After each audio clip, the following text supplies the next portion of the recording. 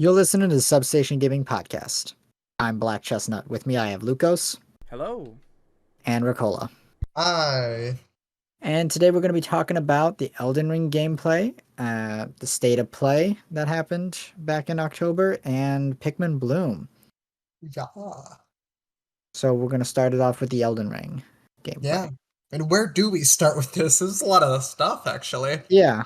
So they dropped about 15 minutes of, Elden Ring gameplay, finally. Yeah. Been waiting on this for a while. About time. Yeah. Lucas, do you have any thoughts on it? I'm excited for it. Everything that I saw looked good. It's actually been a couple days since I've seen it, so I'm trying to burst my memory on everything that I saw. Right. Why don't you guys start it off, and then I'll once I start remembering stuff, I'll add my input. Okay. Yeah, let's just jog it a bit. Yeah. Well, it looks like open world Dark Souls. It's really It does. Yeah. Just best way to say it openly. Yeah. I kind of agree with that as well. I like that. I like that aspect of it, though. That's what I was hoping this game would be. Pretty much. Yeah. It's like when I'm watching this, I'm like, well, I know I got everything I wanted it to be. Yeah. If it was like a really massive, huge departure and stuff, I don't think I would have been happy, Because like we got that last time with Sekiro, so I was kind of hoping for something a little closer to Dark Souls, Yeah, I was really curious about the structure, which we don't completely see, but we see it a lot more. Like, this has dungeons and stuff like that. Like, Yeah. and what were the bonfires called now? Something of grace? Grace points? Something like that. I believe There they're was called grace points. There was another lady with a messed up eye, like always. Yeah. She's gonna level you up, right? I assume. She has special eyes. Why do they do that in every Souls game? Just have a weird lady to give you levels. Because they can't come up with any new ideas. Yeah, she unlocked her Rinnegan from Naruto. I haven't seen Naruto. But yeah, Nope. keep going. World looks really nice. Maybe a bit yellow and gray a lot, but I kind of dig it. I was gonna say it's really yellow. Yeah, it's very, very. It's very Persona 4 Golden. It's the second most piss-colored game since Deus Ex: Human Revolution. Nothing's more yellow than that game, though. I don't know. Have you seen Ratchet and Clank 3? Did Ratchet and Clank 3 put a yellow filter over yellow textures? I don't know. I don't think they were that bad. No, but it has the yellow HUD with the yellow protagonist with the yellow ground. With banana guns, probably. There was a banana gun in Ratchet. Oh, I nailed it. Clank uses it. Nice. It just shoots a banana. That's all it does. Speaking of weapons, see some of these in Elden Ring? I don't even know, like, there was some crazy stuff going on. Like, I saw, like, he dashed, like, turned invisible for a second towards a guy, like... Oh, yeah. Bunch of weird stuff. And on that note, weapon arts. Yeah. So we've heard about this before, but it seems... I know they said this in, like, an interview, but, like, weapon arts can be mix and match between weapons now and stuff. Mm-hmm. Like, you have to assign in a weapon art, presumably. Kind of like in Sekiro. And, as long as the weapon is compatible with that weapon art, it will work. That sounds like it could be really cool, because there's a lot of cool arts in 3, but I don't know. I didn't always want to use, like, a dagger just so I could have, like, the cool sidestep. Yeah. The problem in 3 is that a lot of the weapon arts were just underpowered. So it's like, why use this when they have slow, long animations, don't do that much more damage, and also cost, like, mana? Yeah. When I could just spam R1. Yes. That's a problem with the combat system in general, though, I feel like. I don't know if unless they made arts, like, broken. They kind of need to be broken to be worth using, Yeah. It's like, if they're not actually good, you're not going to spend the resources required to use them at all, Considering they usually take a lot of stamina, they take mana, they take time because they have longer animations, Yeah, Even if you're given super armor during the best them, one. you know. Remember at launch the spin that you could use, and you could trap someone forever with it. Yeah. They nerfed that. That's a shame. That was the best thing Weapon Arts brought to the game. The But new sorcery and stuff looks really cool. I wasn't really. Are you talking about like the spirits? No, I was just okay. talking about the regular sorceries. Okay, I wasn't sure which was sorceries or which was arts. Just looking at it, because there was a bunch of flashy stuff. Well, here's the thing: if they were using a weapon, it was a weapon art. If they were Okay. using a staff, it was a sorcery. If they were using the block, that's a summon. Okay. And those are different.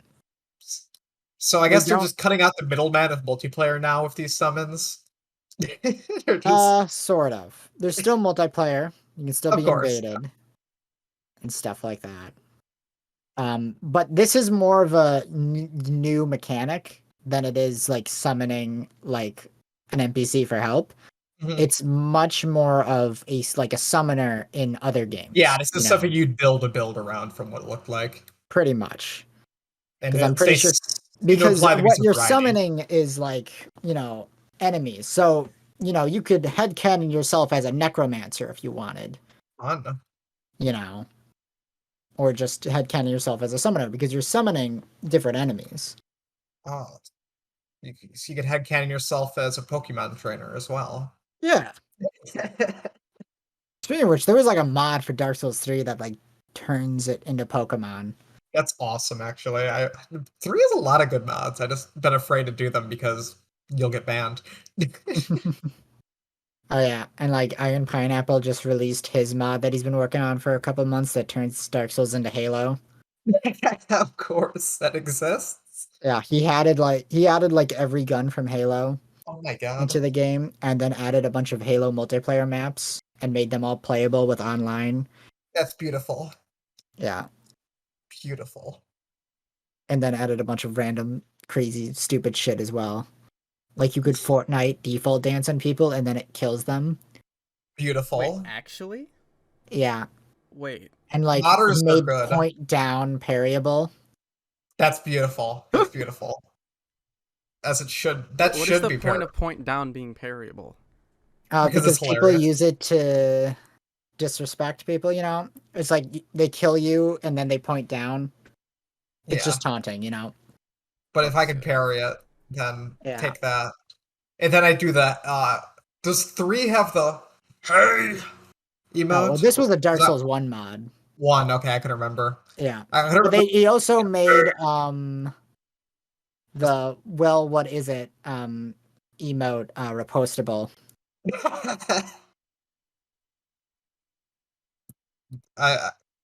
I hope this game has some good. What do you think the Praise the Sun is going to be like in this game? Bloodborne had a pretty good one. You think there is going to be a Praise the Sun in this one? I mean, yeah, there's going to be an equivalent, Yeah, there's got to be the quirky pose, like Bloodborne had the one where it's like, I don't know how to put it into words. I was trying to do it like physically, but there's no video here, so yeah. Maybe sometime in the future we'll have a camera for the podcast so we can just for when I try to demonstrate Dark Souls emotes, though. Yes, you can visualize what you're listening to. Yeah, just emotes, though. Yeah, just Dark Souls. Yeah, I like what I'm seeing. It looks really freaking good. Yeah, I saw like you could like rob a caravan. Yeah, I saw that too. I was like, oh, that's an interesting mechanic. Yeah, so just like some open world kind of stuff. Like also like open world like I think they said there were like roaming bosses, which sounds terrifying. Yes. Yeah, there's like field bosses and stuff. Yeah, like if you go we saw him fighting the dragon. Yeah, it was like a unicorn dragon. He had a big horn. Yeah. Which is nice. I take it they're respawnable too? Like they respawn once you leave the area? No. When you kill them, they drop a grace point. Okay, got it. Interesting. Yeah. Oh, so they drop a grace point. That's the checkpoints. Yeah. You kill a field boss and you'll get a checkpoint, plus probably whatever else they drop as well. Yeah. Interesting. But going back to the sorceries, because I didn't actually get a chance to talk about them. The new ones look really cool. Like there was a sorcery where he made clouds appear and then like magical arrows fell from the sky and stuff. Cool. On top of the boss, the armored horse boss guy. The guy with the gold armor and the horse. He was fighting him. There was another sorcery where he made like a magic bow and then shot homing arrows, soul arrows at the dragon. It's just soul arrow with more steps, I assume. Yeah, but it shot 3 of them. It looks and they homed in. Magic was really underpowered in Dark Souls 3, so I'm hoping it's fun and expanded here. Pretty good in 3. It was okay. I did my first playthrough with magic in 3, and I thought it was fine. There was tons of magic. It's just that the int scaling was really bad at launch. I know they patched a lot of that, and I haven't played too much since. I haven't done a magic playthrough since launch, so. Yeah. I mean, my magic build in 3, I did like a sage where I was leveling intelligence and faith, and then I just used all the magics all at once. Sounds fun. Yeah. So I used the one catalyst that could cast both miracles and sorceries that scaled off of both intelligence and faith. It had like the best scaling if you maxed both. Oh, that's fancy. Yeah. And then you have, kind of I assume you also had pyromancy too, just for the hell of it. Oh, of course. Yes, you can't go without pyromancy. Come on. In every build. Right, exactly. Always have fireball. Yeah. But talk about the stats for Elden Ring and stuff. Ooh, what's the useless stat this time? Yes. There is no useless stat, unless it's arcane, which is the one new stat they added. Which is probably useless. What is its use right now? Like, what do we know of it? What we know of it is that it's at the bottom of the stat list. That's not good. Faith and intelligence. Yeah, that's so it's not good. Probably a magic stat. You know what? If it's faith, intelligence, it's probably summoning. That's probably summoning. Potentially. Yeah. It could be for the summoning. Or summoning could work how pyromancies worked in Dark Souls 1, where it was tied to an item you had to level up. Ooh, maybe. Actually, that's an interesting take on that. Yeah, because that's how Dark Souls 1 worked with pyromancies. That's why Soul Level 1 builds work at all in Dark Souls 1, because you just level up your pyromancy flame, and then just hit them with fireball until they die. Or you're one of those people that play Soul Level 1 with their fists. Those people exist, and they're terrifying. Yeah. I'm gonna assume it's for the summons. I don't know. I mean, there's potential that we have like another new magic system in play. Probably. We haven't talked about yet. Yeah. Yeah, maybe. I don't know. Who knows what it could do? But I think a more important thing to discuss about with the stats is that. Let me try and pull a picture up of it so I can actually see what I'm talking about. But I know they didn't have like both vitality and like vigor. It was just one. Okay, vitality is usually for carrying armor, right? Was that in 3? I just that know was it's in 2. 3, but it wasn't in 1. I thought vitality was your health. No, it's Vig. Vigor's your health in 3. Oh, okay.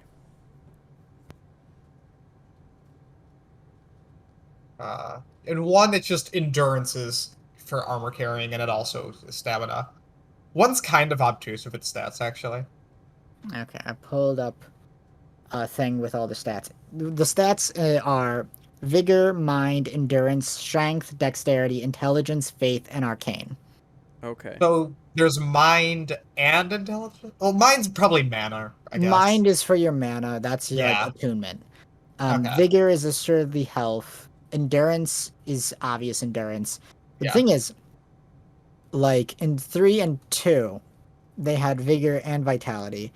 Vitality would be for your equip load. But in Dark Souls 1, there was only vitality and endurance and endurance was both stamina and equip load. And it's potential that they're going back to the Dark Souls 1 method where endurance covers both stamina and equip load. Unless they're chopping equip load onto a different stat that isn't endurance. I like how 2 and 3 split it into 2 different stats, because in 1, endurance is like the most important stat, so there's no reason to like not bring heavy armor, for example. I like how it 2 and 3 encourage lighter armors because you don't have to put any levels in vitality, so I like them being split, but yeah. I mean, it could also be potential that equip load is now determined by strength. that's possible. That could make sense. The problem with that is then you just pump strength, and now you can wear heavy armor and have a big weapon that does a ton of damage. Right. Yeah, although strength builds, that's going to be more at the cost of speed. I don't know. I'll have to see how they do it. I'm curious. Yeah. What if there was a strength they always build do that was something actually weird with fast? stats. Wait, what did you say? I said, what if there's a strength build out there that's actually fast? Oh, Well, they that's the exist. problem. If a strength works with equip load as well, then they'd be able to equip heavy armor without being slowed down, and also equip a big, heavy scaling, strength scaling weapon that does a lot of damage. Yeah. At the same time with no penalty, Right. Which, I mean, that is half how Dark Souls 1 works if it's endurance, so. Yeah. I mean, I wouldn't be. I think if I had to guess, it seems like it's gonna go back to the Dark Souls 1 approach where endurance covers both stamina and equip load. Yeah, that's probably the most likely. Or equip load could just be a lesser thing in this game. I don't know. No, I highly doubt it. There's too many RPG elements for it to not be a thing. Well, I'm not necessarily saying not be a thing, but scaled back. Like, make it like a non-issue, like the kind of like. It was already scaled back in 3. That's true. And whatever they did in 2, where it's like, I don't even know what they did with armor in that game. I can't even describe it. It's like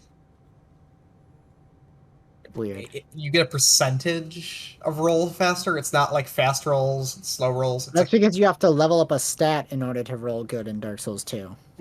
Dark Souls 2 is a strange game. Yeah.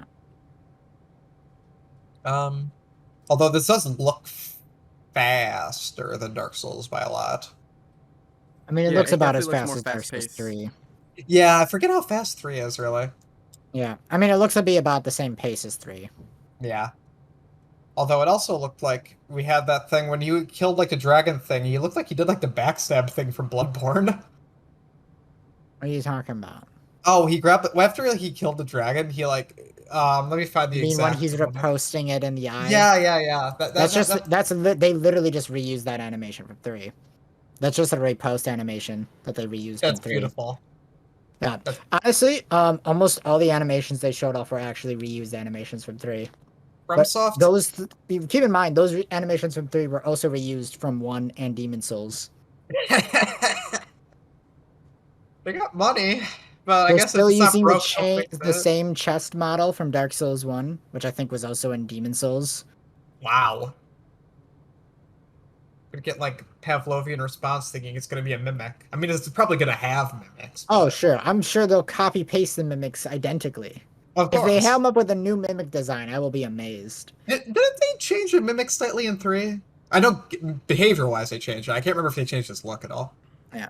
I mean, keep in mind, there's a scene in the gameplay trailer where it shows you fighting a skeleton, and then the skeleton does the exact same get-up animation from 3. But the animation in 3 has him pick up his head off the floor and put it on him. Yeah. But the skeleton starts with his head on his shoulders in Elden Ring. So he'll just have his arm motion like he's grabbing the skull and then tap his head. That's amazing. Yeah.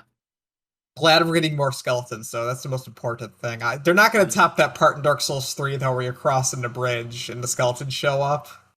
But I know a lot of people...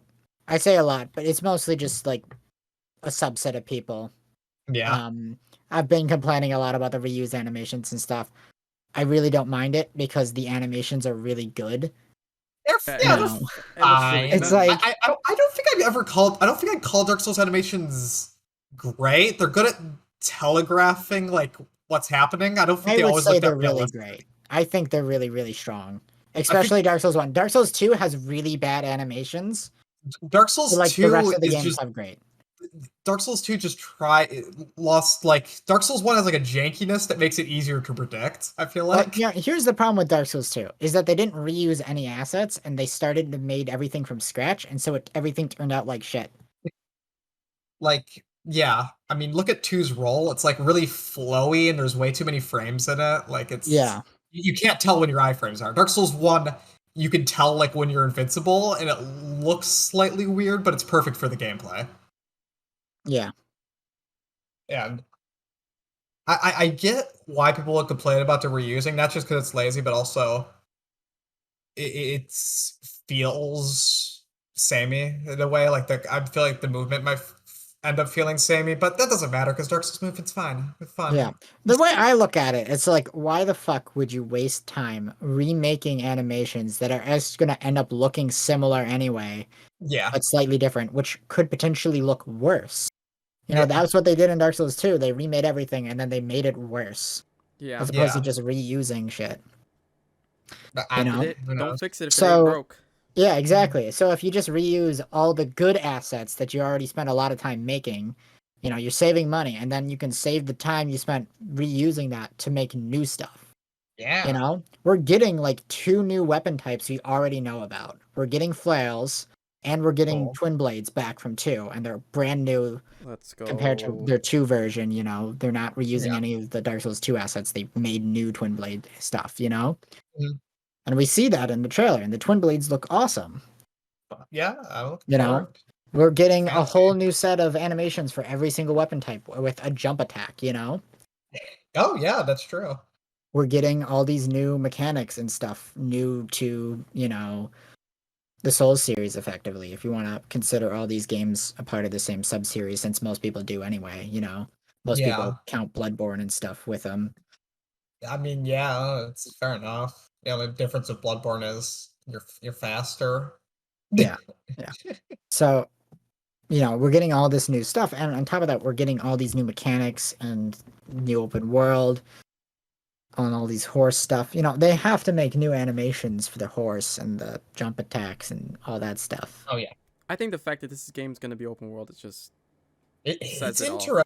So even after seeing gameplay, I'm still like I need to play it to like completely like understand how like Dark Souls open world will work. Yeah, I really, really hope I get into that fucking network test. I'm just like the stuff like the grace things, like, you know, in an open world game you don't die that often. In like a Souls game you die a lot, so I'm like worried like, oh, I'm gonna lose progress and then just like have to go back to a grace thing and then like have to like travel like really like annoyingly far. Like, I don't know, I'm curious about like how that will feel. Yeah. It's definitely gonna be different. Yeah. And I know they're adding like crafting and mechanics and stuff. Of course. Yeah. I mean, this seems like a bit more reasonable though. It's like you just grab shit and then you can craft items, you know. Yeah, you gotta have some crap to find in an open world game, you know. Yeah. It seems more so just like you use it to make special items, you know, because they were like saying, like in the gameplay overview trailer and stuff, that like use the crafting items to make sleep arrows. And then you could they were stealthing around the caravan using sleep arrows to get easy crits on enemies. Oh, so we plus on top of that, we also know sleep is a new status ailment pretty much now. I can't wait to make a monster sleep instead of murdering the crap out of it.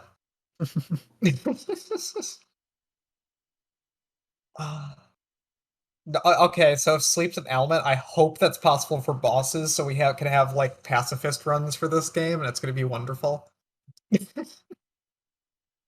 there's somebody's gonna go through the entire game without killing a single boss. It's gonna be the Undertale of Dark Souls. That's what it's gonna be. Yeah. What else?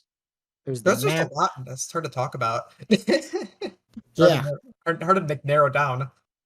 They showed off the map. If you haven't seen it yet, go watch it. True. Everybody's seen it. Everybody's seen it. That's true. Well, if you haven't, you're doing something wrong. Yeah, we saw the map. They're not having. I haven't watched it yet. The map, instead of Ubisoft towers, I think they said there are map fragments you find that populate it. Yeah. Yeah.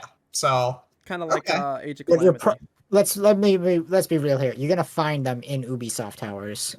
Yeah. That's probably the best way to do it though, because hiding stuff like that, would be annoying.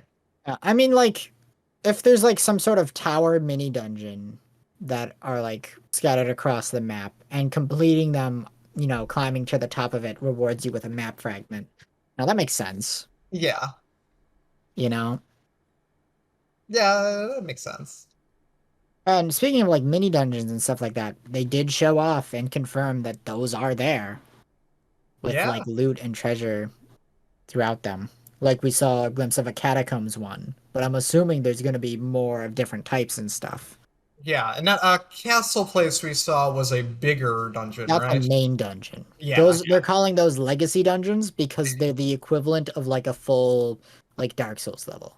Like I'm assuming like a full level in Demon Souls. It's almost like essentially a raid. Yeah. Like, how, like, I imagine that at least one of those is the equivalent of the entirety of the Shrine of Storms from Demon Souls, Yeah. Like, all 3 acts. But cool stuff about that is because of, like, the open world stuff, there was, like, multiple, like, ways to get in, which looks really cool. I'm gonna, like, play this like it's a freaking Hitman game. I mean, that's not too different from some of the levels in Dark Souls. That's true. Although there's probably gonna be wackier ways. There's probably just gonna. I mean, Dark Souls achieves that by having like a Metroidvania-esque interconnected world. Yeah, you gotta find like shortcuts. Light Town, there's 2 entrances to that. Darkroot Garden, there's 2 entrances to that. Darkroot Basin, there's 2 entrances to that. Undead Burg, there's technically 2 entrances to that. Yeah. Undead Parish. This looked a bit more organic, though. In Dark Souls, it's just like you find an elevator. Yeah. Which, I mean, Dark Souls works. Dark Souls feels keep in mind, in Dark Souls 1, if you want, the first thing you can do is go down to New Londo, go into Valley of the Drakes, go through Valley of the Drakes into Undead, like, not Undead, Darkroot Basin, into Darkroot Garden, into Undead Parish, and then go fight the Bell Gargoyles as your first boss. If you can get into Darkroot Basin that early, how early can you kill Manus? Because that's where the DLC area is. You can't fight him until after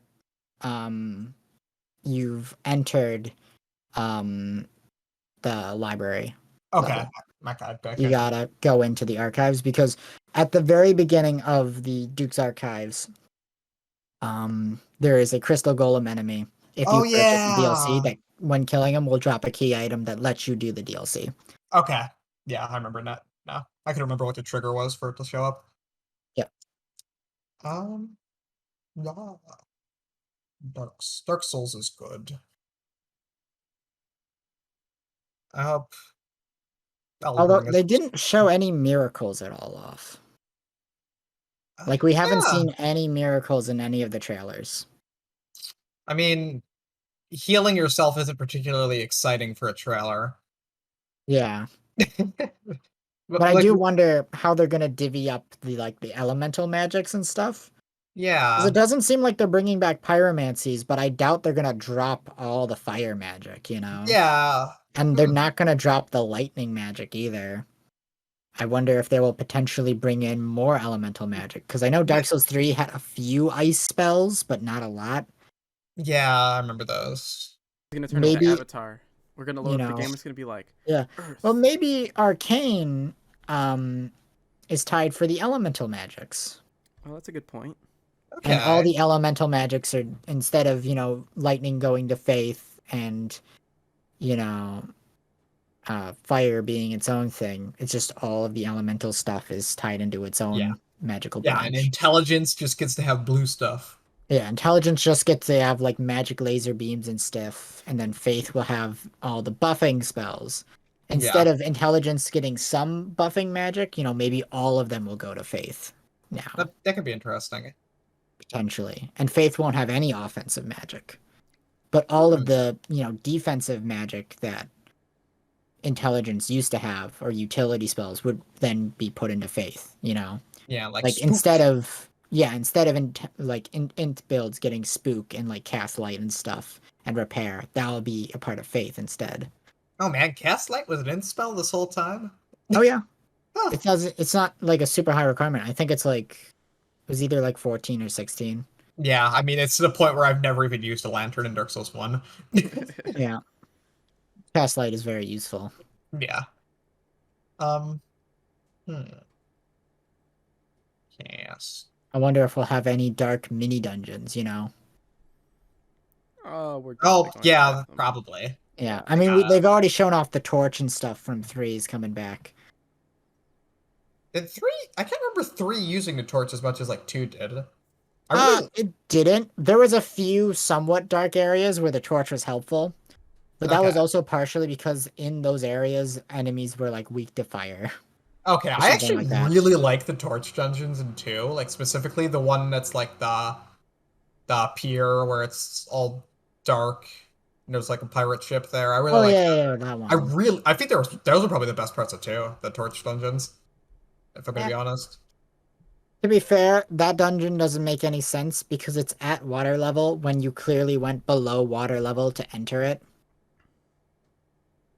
Maybe it's an underground lake. Those exist, I guess. But it's below water level.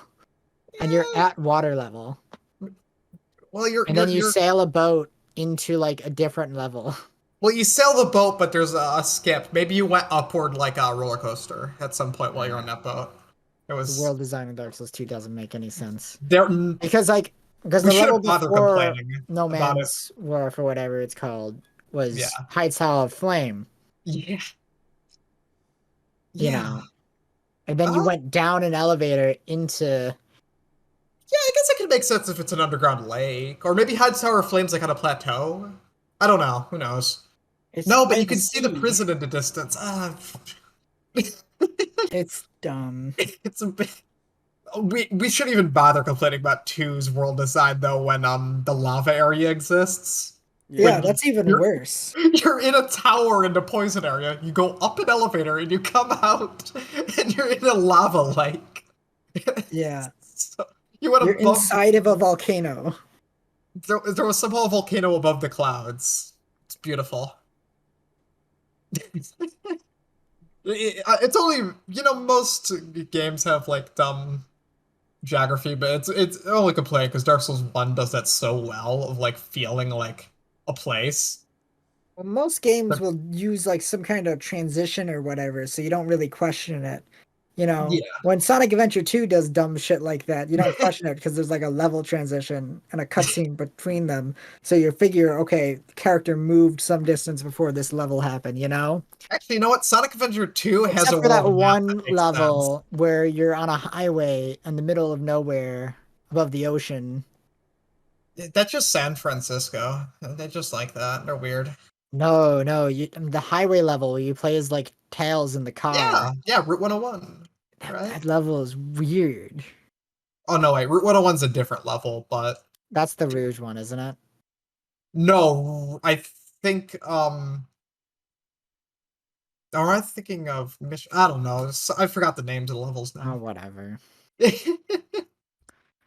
But I mean, Elden Ring will avoid this problem by just being open world. They have to be consistent. Very exciting. There was one weapon art where the dude sliced his own hand and then used the blood to attack the enemies. Holy it looked like it looked right out of Sekiro. I'm pretty sure they reused an animation from Sekiro for it. I didn't play too much Sekiro. I just remember it being very fast. I need to get into that game. I want to play that before this game. Just cause it's good. I can't play it on my crappy laptop. Yeah, I mean, I can. Because I bought you the PC version of it, didn't I? Yeah, it's playable at like 30 frames per second usually, but like drops in a Souls game does not feel good. No. And especially with Sekiro, where you have to have time perfect parries. Yeah. That's the entire game's combat is just correctly parrying. I mean, everyone played Bloodborne at 30 frames per second with dropping. That's different. How come they haven't have a PS5 version of that yet? Because they nuked the company that made it. I guess. I'm surprised like freaking FromSoft won't go out of their way to just do it at this point. They're making Elden Ring. They don't care anymore. Yeah. They don't care about a PlayStation exclusive when they've got their biggest game they've ever made on the horizon. Yeah. It's going to be the greatest game of all time. Like, let's be real here. It's like Elden Ring's gonna fucking win Game of the Year. Yeah. Wait, when's the release date again? Is it? It's February. It got delayed by a month. Okay.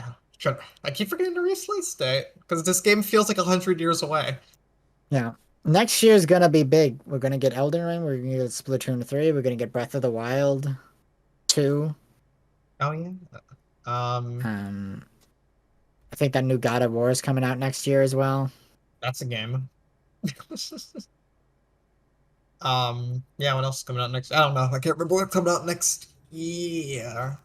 Because it's kind of stuff. It's kind of blurred of this year. Anything else about Elden Ring though? I know. I'm sure there's something we're forgetting about it, but it was just a lot of that gameplay we saw. It's like hard to narrow There's down. just so much to talk about, and we talked about a lot of it. Mm-hmm. But yeah. I mean, we're probably gonna, as provided one of us actually gets into the network test.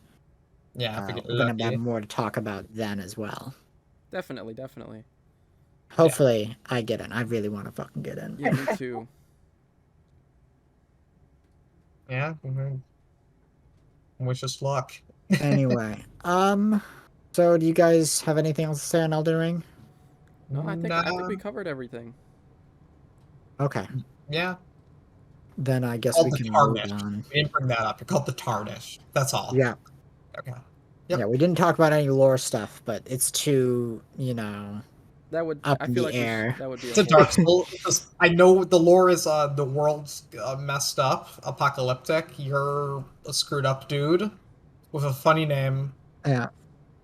Now all Dark Souls games have the same lore. It's like the world is all fucked up. Only you, the most fucked up and gross of them all, can do anything about it. And make it more fucked up. Yeah. I think you make your things worse in Dark Souls. Oh, definitely. Yeah,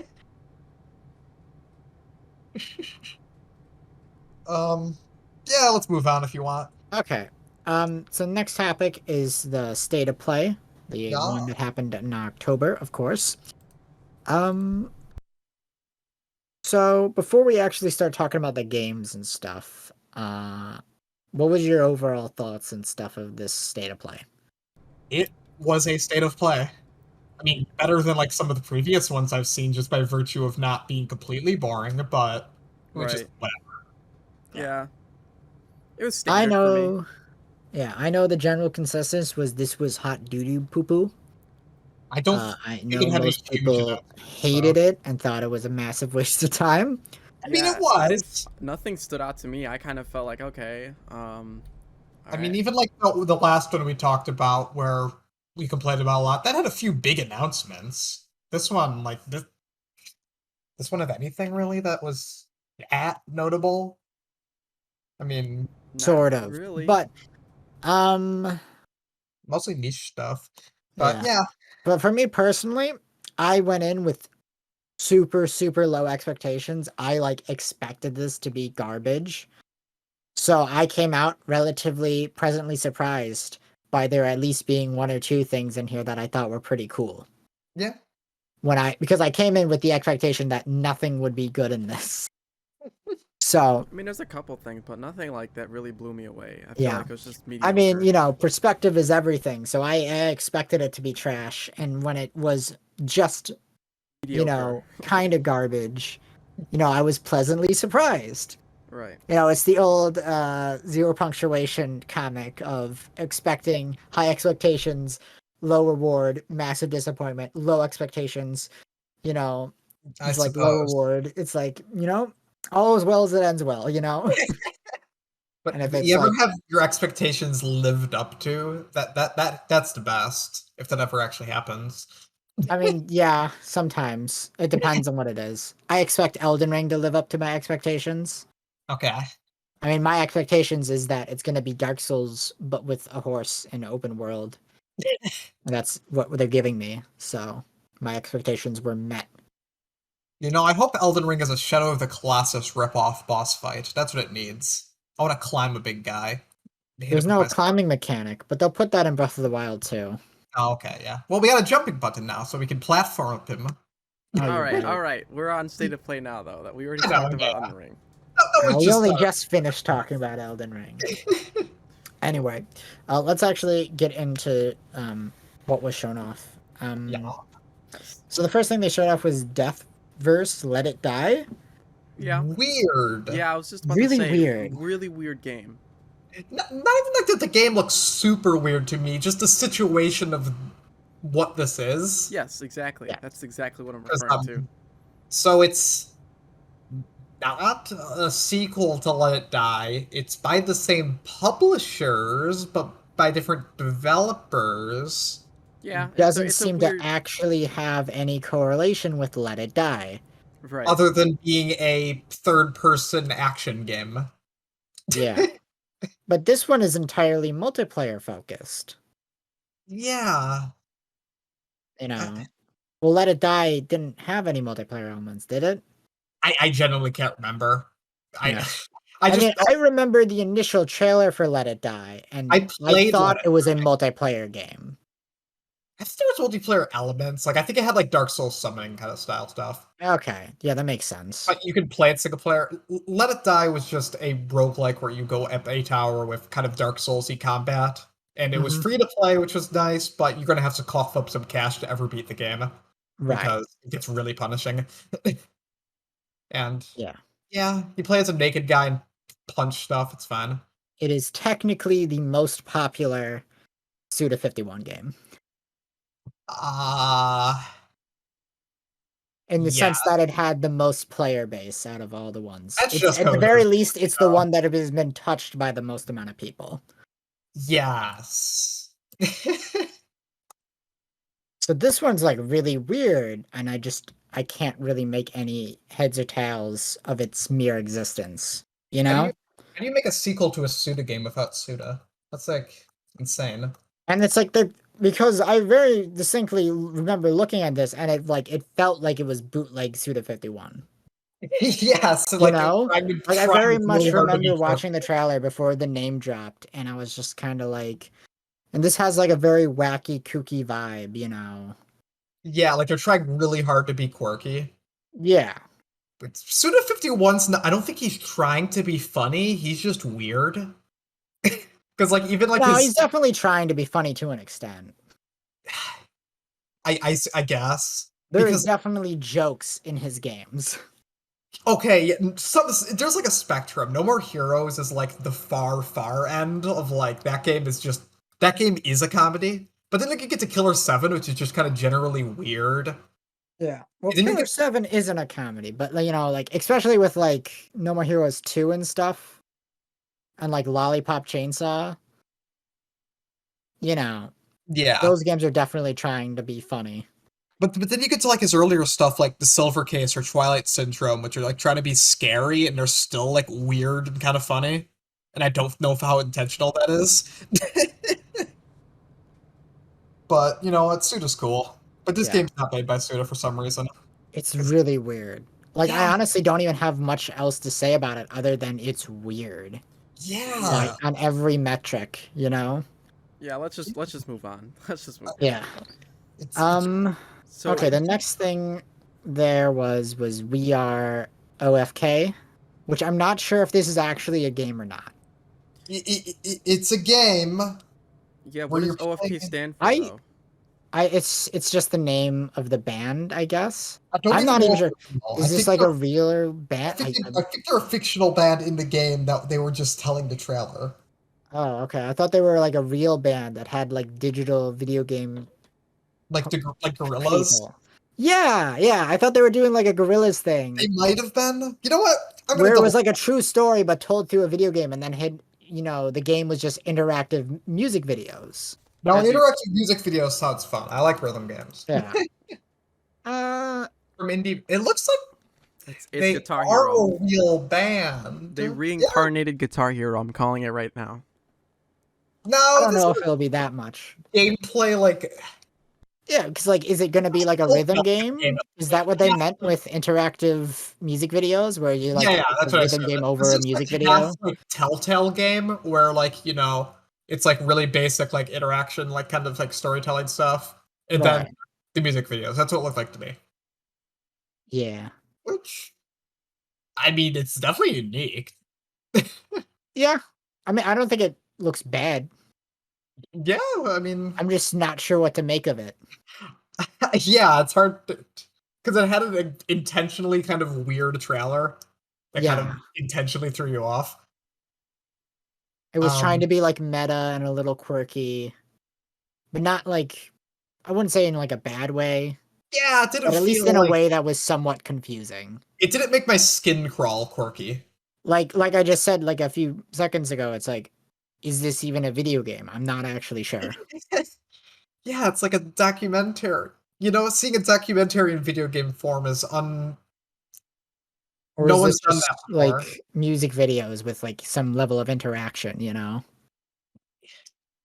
I think it's the band's story with the music videos kind of like what if I it's think like... the way they were saying those are like footnotes to chapters. Like you do like a chapter and there's music video like at the end. Like that's how it will play out. Okay. And like, you know, the chapters I'm gonna guess they're gonna be like Telltale, like Heavy Rain kind of gameplay where it's like really basic and stuff. Took the words right from my mouth. Yeah. I was gonna say, what if it's like the songs are telling a story and you're just like the songs themselves, like each album is telling a story and that's like a chapter. Yeah. And then like, but you don't really... The actual music videos are at the end of the chapter, I believe that they said. Oh, okay. Yeah. So what if it's just like essentially... So the songs would be like the climax for the chapter. Right, yeah. Exactly. Yeah. But you're like just interacting... Like Legend Worlds, where they had to fun a rhythm game level at the end of every world. Oh, that sounds interesting now that you guys are kind of explaining like the possibilities. I really had... You know what? Yeah, it's different and like it actually sounds pretty... For its uniqueness, it sounds really good. When you see a lot of these state of plays, you see like a lot of just like generic like shooters and stuff. And like this doesn't look like something I don't know if I'll be interested in playing. If I hear really good things about it, I'm curious just because of the structure. Because like honestly though, what I interpreted initially off of watching the trailer was like this was like a mini series that had like interactive music videos that you could download and play. No, I think it is a game. See, I'm still not sure if it is. I think it might just be an interactive visual novel. Yeah, it could just be that kind of thing. Yeah, I don't know. Because I would really enjoy like watching the story, like the growth of a band. Like that sounds interesting. I mean, they could just have it be like, no interaction, like kind of like just like a straight up visual novel. Because I mean, if they're like a real band, you can't really change the narrative, can you? So having gameplay would hurt that. Well, it's this was what I'm saying. It's like, is this like an animated series that has interactive music videos at the end of every episode, you know? Yeah. Is this like, I don't know, are they doing like a Homestuck thing where, you know, it's just a regular webcomic, but then there's like flash games out of nowhere that you sometimes have to do, and that's part of the story and shit, you know? Yeah. I don't know. I guess we'll have to see. We don't I'm not sure what to make of it. The trailer was a little too vague for me to fully figure it out. So we can move on, I think. Yeah. Okay, Steam calls it an interactive animated series. Okay. So I think I guess sort of... See, I think I was right. It is an animated series that has some slight interaction that you just do. Okay. Like Sam said, like a visual novel kind of thing. All right. Yeah. I mean, like, at the same time, it's like, remember those old YouTube videos back when annotations and shit were like actually a thing? Where it's like a choose your own adventure YouTube video where it would start out and the guy was getting chased by like a dude in like a bear costume or some stupid shit like that. It was heavy going to like a restaurant. Yeah. I missed that one so bad. Dude, it sucks so much that you just straight up can't fucking watch any of those videos anymore. I know. Annotations are great. I don't understand why YouTube removed them. terrible. Yeah. But, it's genuinely depressing. It's literally a lost art. Anyways, being that said, let's move on. What do we got? Yeah. What do we got next? Bug Snacks, the Isle of Big Snacks. Yes. I still don't know what Bug Snacks is. Yes. So this is the trailer for the DLC expansion for Bug Snacks. I gathered that. Where you go to the Isle of Big Snacks. And they have hats. It has big bug snacks. That wear hats. Yes. That's all you need to know. Yeah. I didn't play Bug Snacks, but I watched like a Let's Play of it just because I didn't feel like actually playing it. But Vinny was playing it, and I'll watch anything Vinny's doing. I feel like this game's going to turn into like a psychological horror game. Is that what happened? Because I feel like that's totally what happened. Without spoiling it, yes, that's exactly what happens. Okay. That's just it doesn't happen until the very end. This game just has to give off a weird vibe because it's... Do you mind me just spoiling the plot twist? Or do you not care? Because I'd only play this on PS5, and I'm not getting a PS5 for a long time. So you know what? Go ahead. Okay. Quick spoiler warning for Bug Snacks. The plot twist is that the Bug Snacks themselves are actually parasites. What? And when you eat them, they like go inside you and like fuck your shit up because they're parasites. And they'll eventually kill you if you keep eating them. Yeah. That's about it. Okay. But then the Bug Snacks, like, go crazy and try to, like, have everybody eat them to kill them and stuff. And then there's a big runaway sequence where you gotta run from all the Bug Snacks. They're trying to jump into your mouth. So how do we make a sequel DLC to this? Is this going to be a sequel? I think the DLC itself takes place before the ending of the game. Okay. Well, if an ending like that, I mean, we're going to top this. That's a pretty big plot twist. Yeah. But you know what? I still don't know what Bug Snacks is, even after you've explained it to me. They're kind of bug and they're kind of snack. Yeah. You gotta try and catch them in your net. I can't say it looks cute because it's like cute but not cute. I don't even know what it is. Because there's clearly a veneer. Oh yeah. Anyway, do you want to move on? Yeah. I don't know what else to say. Okay. Yeah. So next thing they showed off on that was another trailer for FNAF's Security Breach. I'm gonna be honest, this is probably the most interesting thing in the state of play. I think that was a really solid trailer. Yeah, it was definitely one of the better things. Like, oh man. Got glam rock Chica. Yeah, I know I said this before in a previous part, but this is effectively what I thought Five Nights at Freddy's was the very first time I heard about it, before seeing any gameplay of it and stuff. Yeah. Because when I first heard about it, all I heard was, oh yeah, it's a survival horror game where you're trying to survive in a pizzeria when these, the animatronics are trying to kill you. And so I assumed it was like a first-person survival horror game, like Amnesia, but in a, Chuck E. Cheese setting. Yeah. Yeah. No, unique. Yeah, I like what they're doing with it. Doesn't mean I'm gonna play it though. This many FNAF games. You know what? Yeah, actually just make it a first-person horror game now. We've had enough. Yeah, I think this is a cool new direction. You want to just worried that the animatronics will be scary. Like Freddy looks like buff in this game. I don't like him. It's like you say that until they start chasing after you. I mean, yeah, that'll shit myself, but FNAF, like, 1 Freddy, just looking at him creeps me out. Like, yeah. I don't know what it is. Like, none of the FNAF games captured the first game's designs. Keep in mind, Freddy in this one is not an enemy. You actually climb inside of him, and he's a mech. Oh, okay. I wasn't sure which ones were enemies. I know there was a mech mechanic, but... Yeah. Freddy is the mech one. All the other ones are enemies. I just gotta say, Freddy being progressively less and less important as the games go on is sad, because Freddy's the coolest of all of them. He's got a hat. Freddy's the icon that tries to kill you. Yeah, he's got a hat. He goes. Ho, ho, ho, ho. This is a fun trailer, though. We got like fun music. It's colorful. I'm just hoping this gets away from the story of the series a bit, which it won't, because I think that bunny thing we saw is like the digital soul of Purple Guy or something. That's already like confirmed. Oh shit! I thought the bunny was literally just a dude in a bunny suit, but I thought it was supposed to be the girl that's trying to actually kill you. I don't know. I haven't been keeping up with this shit. And if I it's don't the care purple that guy, much. that's crazy. The purple guy's died like 8 times. He got killed in the Springtrap suit, then you burn him down in Springtrap is the free, but then he comes back. And then you get scooped and turned into the purple guy. It's so just throw the lore in the garbage. I don't know. We're gonna have to wait for the movie to explain everything. Yes. Oh yeah, I can't wait for the movie. That's gonna be 80 minutes of lore dumps and then 10 minutes of like running from animatronics. And then like a minute of somebody dying. You know, in a 90-minute movie.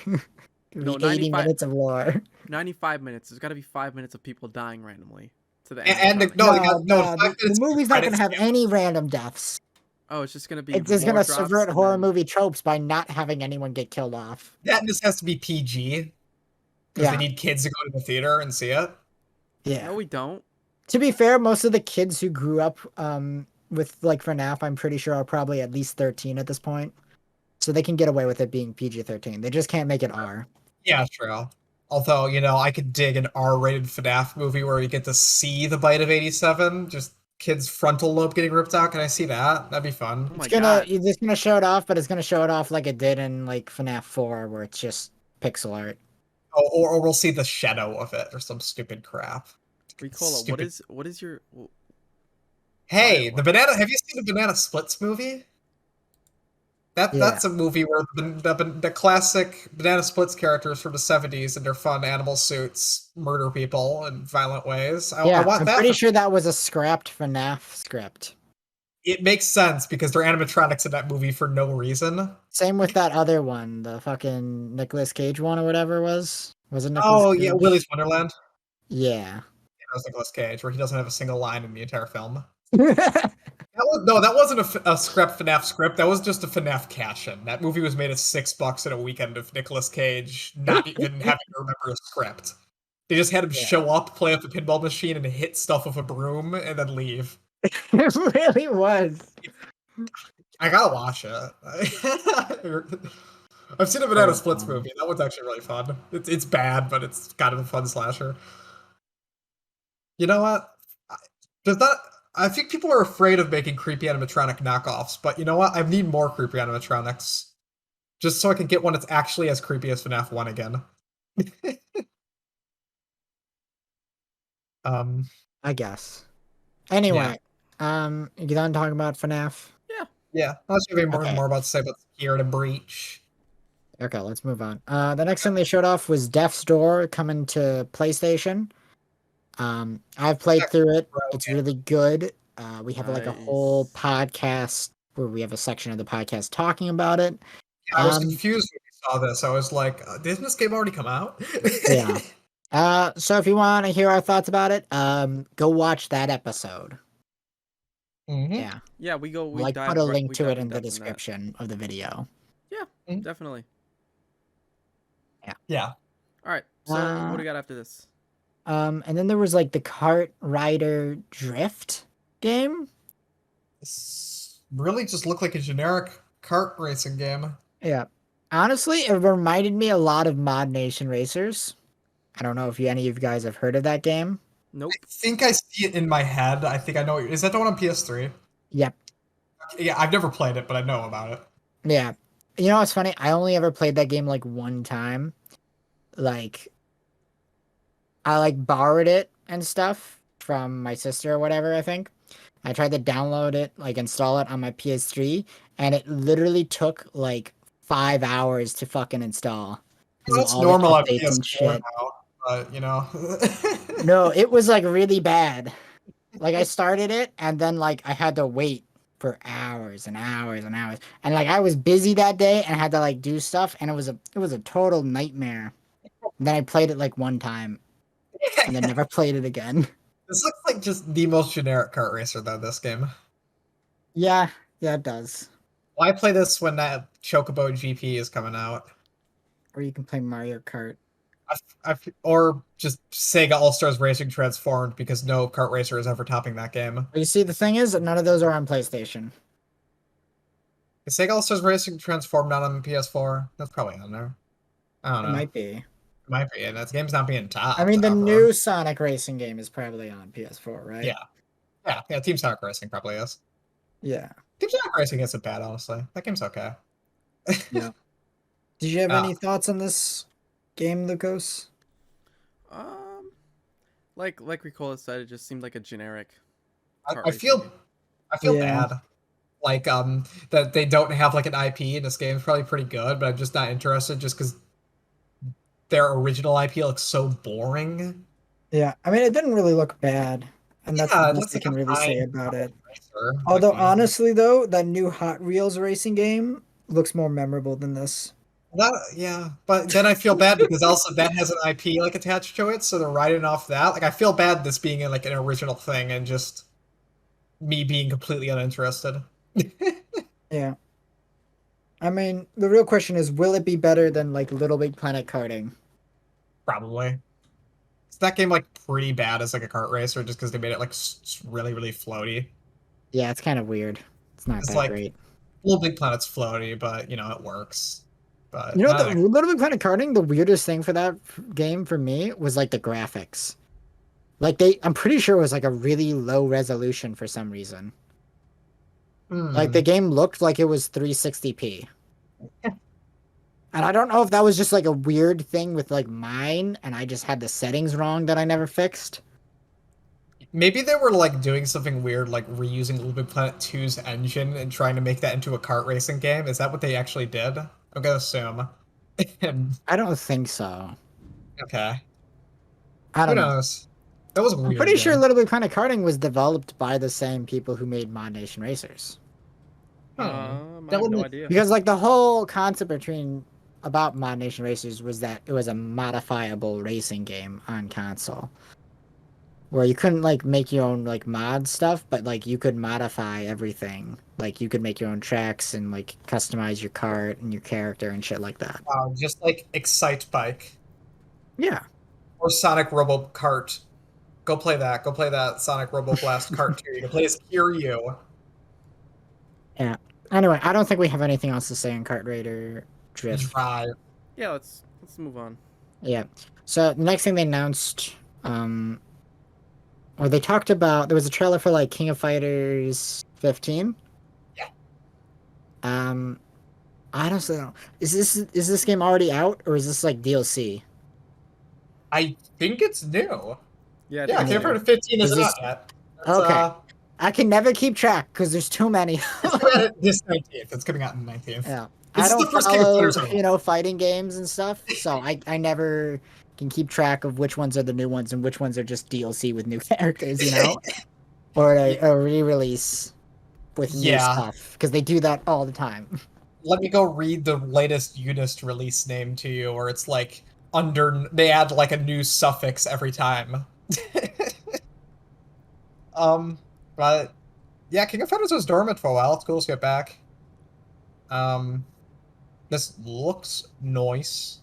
Looks nicer than some of the original trailers. They cleaned up the graphics a lot. Yeah. To the point where nice. This looks nice. Not Got as the nice classic as King of Fighters announcer. Okay, good. Not as good looking as Guilty Gear Strive or like the new Melty Blood that came out this year, but you can't top those. Those look too good. Although this is gonna end up winning Best Fighting Game of the Game Awards instead. Yeah. Well, when does this come out? This is coming out next year, I'm assuming? No, this comes out this month. Oh. Yeah. Yeah, it might. No, Guilty Gear Strive will probably win. Okay. Best Fighting Game. Definitely. No, it's gonna be the Demon Slayer game, and it's like 3D. Because I don't think that counts as a fighting game. That's like an action-adventure game. They nominated Jump Force. So Jump Force is a fighting game. Yeah, I don't think that the new Demon Slayer is not. I'm pretty sure a fighting game. Okay. Are you sure? I don't think it's a new, unless we're talking about different games, and there's two Demon Slayer games, and one of them's a fighting game, and one of them's an action adventure. The Demon Slayer game is reusing the Jump Force engine that they reused from Naruto games. So, who knows? I don't know. But either way, it's not going to win over Guilty Gear. Yeah. No, this is the Game Awards. They're gonna find. No, they're gonna. I mean, if King of Fighter 15 comes out and it's like, you know, a jam, you know, it's great, then I could see it winning Game of the Year. It's although it comes out really soon. The Demon Slayer game is a 3D action adventure game. Yeah. Is it? Okay. See, I was right. Okay. It's a 3D fighting action adventure game. I guess. Either way, I won't be picking up this King of Fighters unless like I hear it's really sick, because I still need to get good at the new multi. So I'm busy with fighting games. I'm not too familiar with King of Fighters, really. I don't know. I just know Terry. He's in Smash, and there's Geese. He's a goose. And there's the guy with the red hair. That's all I know. The King of Fighters. Oh yeah. How are there 15 of these, but they still have hiatuses? Oh. I don't know. Yeah. Maybe they actually number all the releases, unlike Street Fighter, which has like 50 games, but they only numbered 5 of them. Yeah. Yeah. Which really begs the question. It's like, I'm pretty sure the series with like the most numbered entries right now is like Final Fantasy at like 16. Yeah. Will there come a time where King of Fighters catches up and has the higher number than Final Fantasy? Probably. That could probably very easily happen. With fighting game development turnarounds, it could just be so much shorter. Is Final Fantasy the longest series in terms of numbering? I think, like, series name-wise, where they number every title with a number, you know? I think it is. Huh. Unless you can come up with a series that has a higher number entry that isn't cheating, you know? Yeah, because there is, like, series where it's, like, something like Toho, which has, like, 16 entries. Oh, yeah, you're right. They're not Toho. Isn't that on, like, 17 or 18 at this point? Yep. I think either 16 or 17 just came out, I think. I forgot what Unconnected Marketers was. Yeah. But they don't number them, unlike Final Fantasy, which gives a number to every game. So they stuck with it. Yeah. Once you go past 4, you can't keep numbering them, or you just look like really bad. That's like the series Well, rule. the thing with Final Fantasy is that with the higher number, it looks like it has a long legacy behind it, you know? Exactly. Final Fantasy's got to a point where they can use numbers and not have it look weird. Yeah. Alright. Anything else? What game are we talking about? I don't know. I mean, like, if you get to the 5th entry and stuff, it looks cool. These look cool. Yeah. We were talking about King of Fighters. Yes. I forgot for a minute there. Anyway, do you have anything else to say? No. Ow. Wait, yes? Did you say yes? No. Like yes. Okay. Then we can move on to First Class Trouble. Or definitely not Among Us. Yeah. That's all we have to say. It's Among Us, but in 3D is effectively what it is. You know, that's all you need to know. That was my feeling in the trailer, and it totally is. But, you know, looking back at it, this is kind of just like Hitman gameplay, where you kind of have to kill them in creative ways. So maybe if they capitalize on that, it could be interesting. It might be an interesting, unique game. Like, the moment where, like, the guy, like, trusts her to activate the bridge, and, like, he runs across it, and then she deactivates the bridge, killing him. That's cool. The game's, like, all, like, based around, like, incidental, like, trick deaths. Like, you could have, like, more, like, accidental deaths to kind of make yourself less sus. Yeah. Like, but it's also, like, I don't know. It's because... really cashing in. Yeah.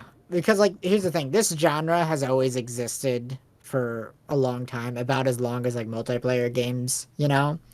Like, Among Us on itself is not original. Among Us is just Mafia, which was invented in the USSR. Mm-hmm. I believe that's a true fact. Exactly. It's not a unique idea at all. Yeah. But because it came out, like, you know, so... A year after Among Us is, like, big, huge hype cycle started. It's the space. It has a space theme. It's very simple. It's very simple, and it's on everything. Yeah. And it's a really easy party game. This is kind of cheap. I don't know. It's like $5. No, not Among Us. This game. Is this game Oh, $5? oh no. No, I don't think so. This game looked kind of cheap. I mean, I don't know. I mean, I may be free to play, and you just Okay. buy DLC costumes, you know? Yeah, that's. Hey, judging by the prices of games lately, I wouldn't be surprised if it charges like $30 for this game. Yeah. I wouldn't be too surprised either, but I also wouldn't be surprised if it was like free to play. Yeah, it's either free or it's like a ridiculous $30 or something. Yeah, I mean they'll still be making money off it because PlayStation Plus exists. Yeah. So the real question is, why play this when you could play like VR chat and the Among Us game mode in that? Like I said, if they lean into stuff like the fancy kills and just make this like a multiplayer Hitman, I could get behind this real. I feel like that kind of overcomplicates the game. I mean, you kind of have to, because I feel like Among Us already polished it to the point of simplicity where you can only go more complicated. Yeah, but like, there's also like a difference with the like Gmod murder and stuff. You have like a sheriff or whatever, you know, a guy with the guy with the gun, and then you have the murderer. Then everybody else has nothing. Yeah, and the whole point is just find the murderer and then shoot them. And there's lots of like, you know, scenarios that can evolve from that. Yeah. With like Among Us, you have the whole meeting and like voting system where it's like discussion is only allowed during that system. Everyone's the sheriff too, and that. Yeah, exactly. You know, everyone has equal voting power. Yeah. Unless you're playing at the sheriff game mode, which I'm pretty sure they've also added officially. Yeah, they're adding a lot of stuff officially. I gotta get back to playing that. They're adding a ton of crazy stuff. Most part, it looks like they're mostly just like modifying existing popular mods and then making them official, more or less. Which is fine because mods are janky. Yeah.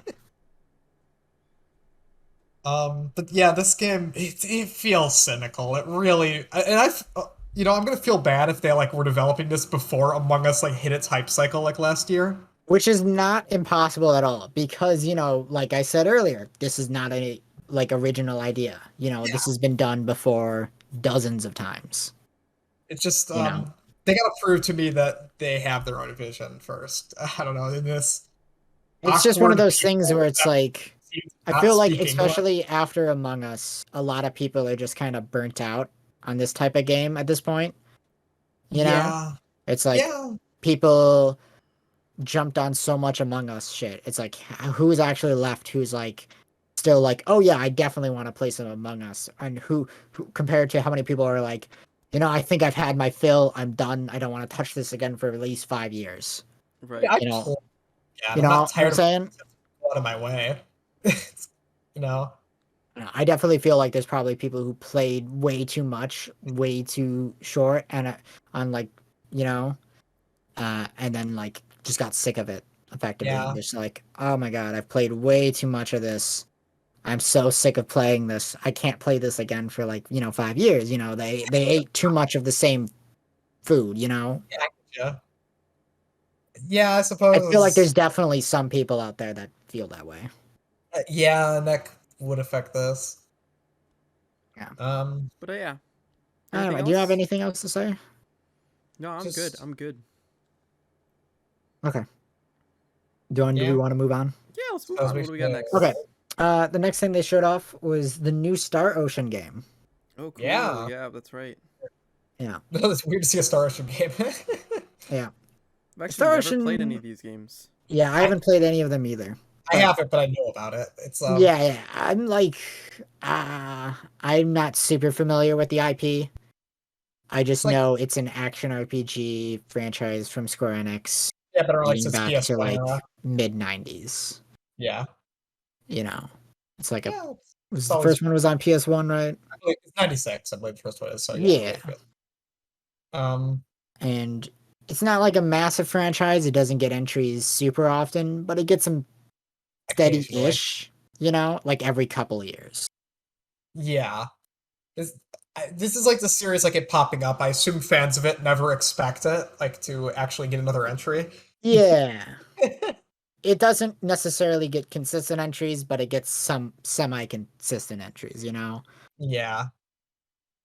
It's not as consistent as like some of the other like mid-tier like JRPG series, like something like Tales of. Although I can't really call Tales of mid-tier anymore because sales-wise, that's like Final Fantasy levels now of Tales of Arise, but that's off topic. Yeah. Yeah, it's Final Fantasy in space. Yeah. I mean, it kind of gets like Star Ocean kind of gets like a new entry every like 4-ish years, give or take. Although Like it seems like the gaps have been bigger, you know. it seems like just like a game every generation, from what I can tell. Yeah. Like they So had an like, there Xbox was one in 360 like system. 2003, and then the next one wasn't until 2009, and then there was one in 2016, and now Yeah. we're getting this one in 2022. Okay. So yeah, pretty much every like generation, yeah. Yeah. Yeah. Yeah, I really don't know much about the series. Like, it's just like I've seen it around. And I Yeah. haven't played it because I didn't hear about the 2016 entry like ever. I just didn't like hear anyone to bring it up ever. Yeah. And the I mean, entry, like, I imagine it's kind of like the action RPG equivalent to Fantasy Star, you know? yeah. And Where then the like entry was Fantasy Star is like, an old school JRPG slash MMO series. Mhm. This is the Square Enix, action RPG, space RPG series. Yeah. Is Fantasy Star even in space? What's up with Fantasy Star? I mean, it's like, The, Gen- space-ish. the Genesis games are just full on medieval, I know. So I don't even know when they started. I don't know. I thought they had sci-fi magic stuff in there too. I think it's like quietly sci-fi, like stuff like kind of like how like Final Fantasy is sometimes, where it's like fantasy. Yeah. But yeah, Star Ocean. I probably I don't know if I'll play this because I don't want to catch up at a series. I'm not pulling out my Xbox 360. Yeah, as someone who has never touched the series before, I'm not that interested in it Neither am overall. I. Yeah. Give them lightsabers and maybe I'll grow some interest. It's like also one of those things where it's like I can't even really say if this trailer looked good or not because I'm not familiar enough with the franchise to like give a real take on it. There's nothing to compare it to, yeah. If I wanted to play a space RPG, the Knights of the Old Republic is coming to Switch soon, isn't it? So I'll just play that instead. I just want a space RPG. Anyway.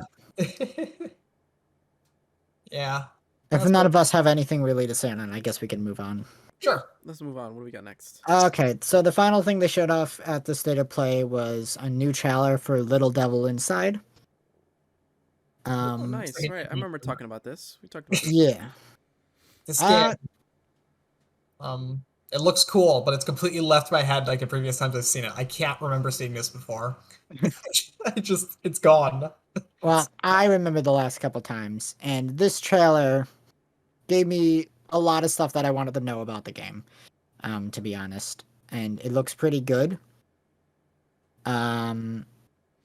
Since the last time we talked about it, I actually did look a little into the development history and stuff for this game. Yeah. So to go into that a little bit real quick, because it is somewhat relevant.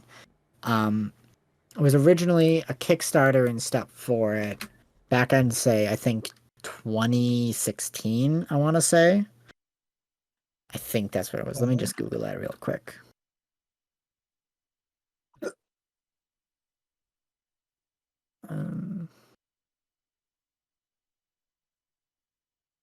Because I know it had a Kickstarter. Yeah. It was back in 2015, I think. Okay, wow, yeah, that's a while back. Maybe even in 2014. Because it says...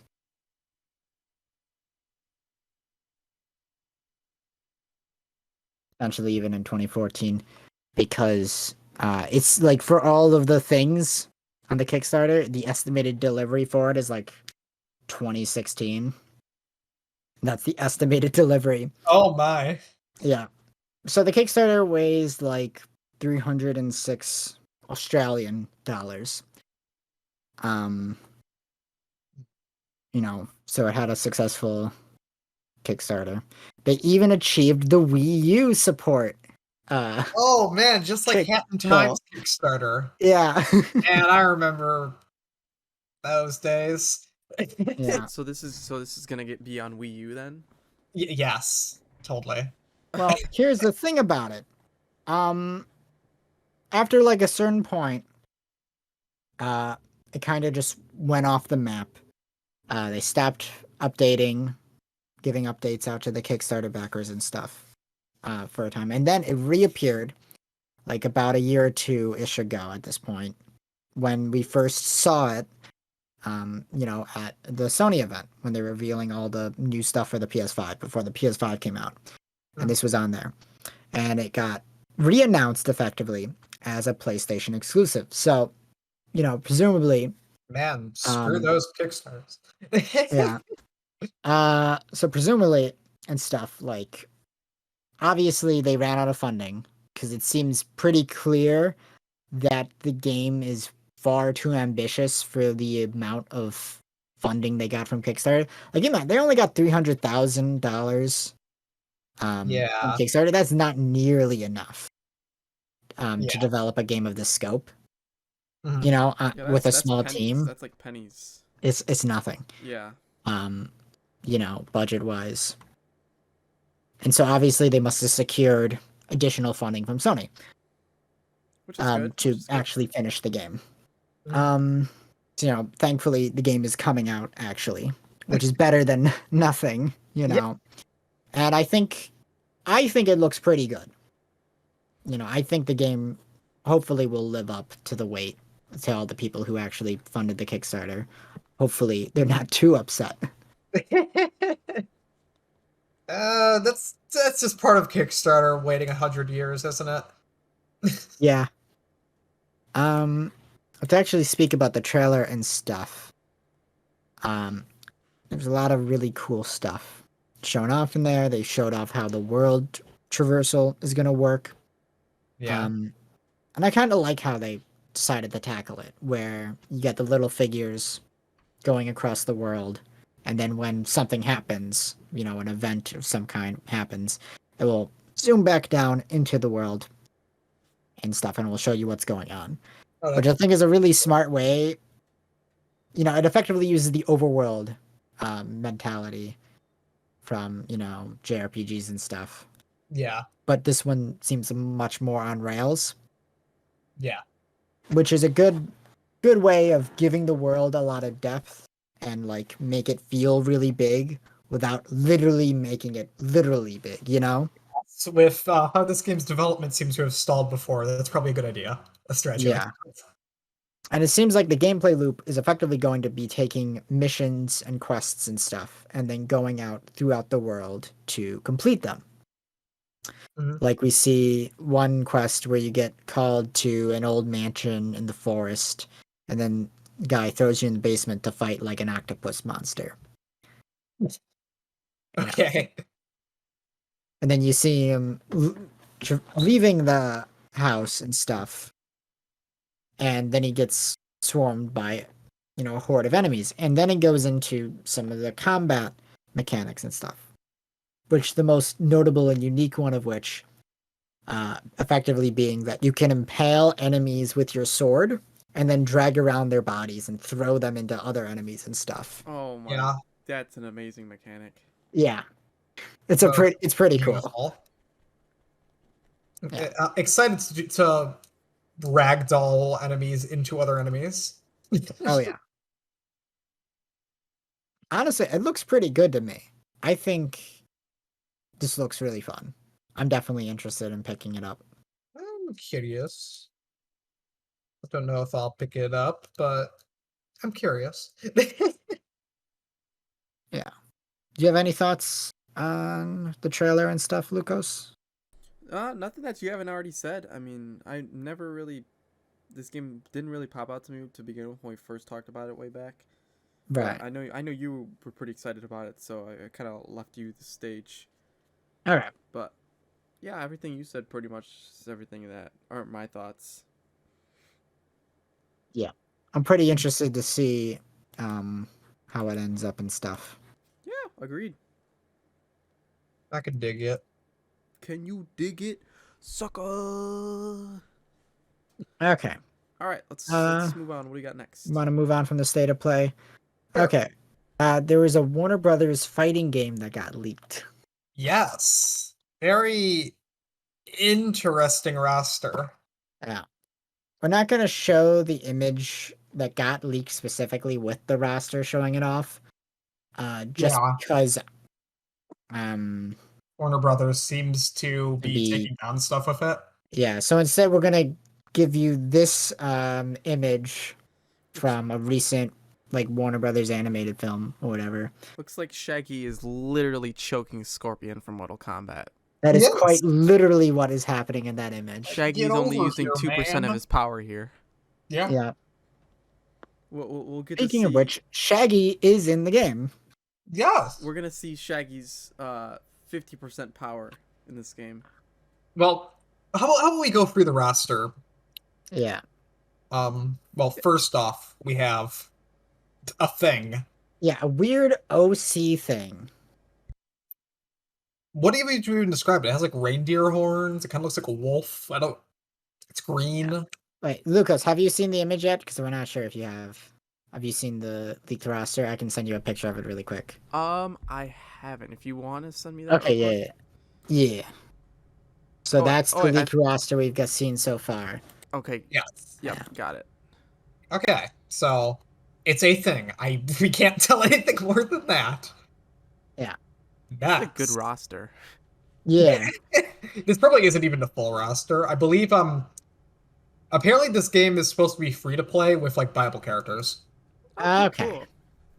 Yeah. So it's probably gonna have a lot more. Yeah. So we got like some weird OC, somebody's persona. How much money did somebody spend to put their fucking persona in a Warner Brothers license game?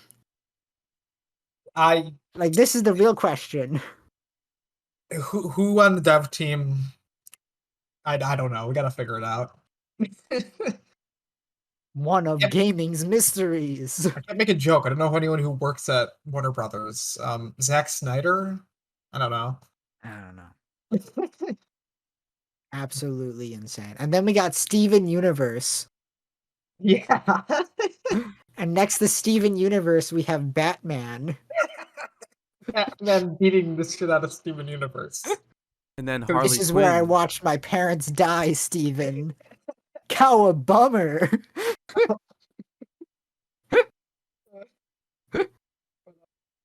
And next up is Harley Quinn.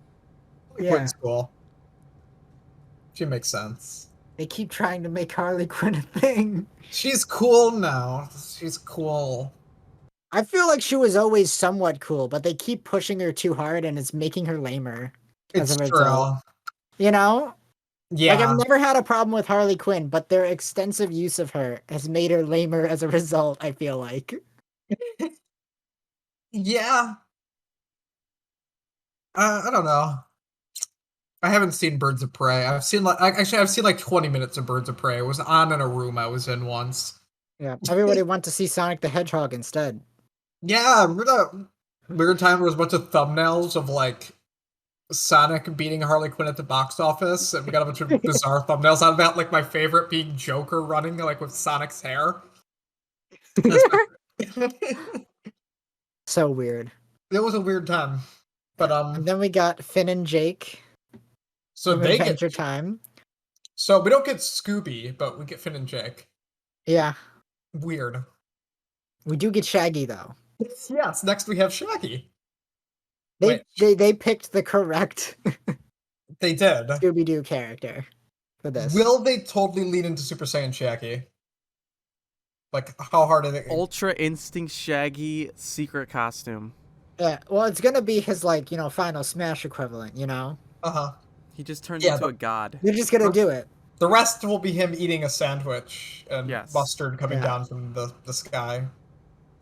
Yeah, one of his taunts is gonna be, it's like, you have two options. You can either walk away, or I walk on your face. Oh, yeah, I forgot about the bikers. Yeah, the one biker episode.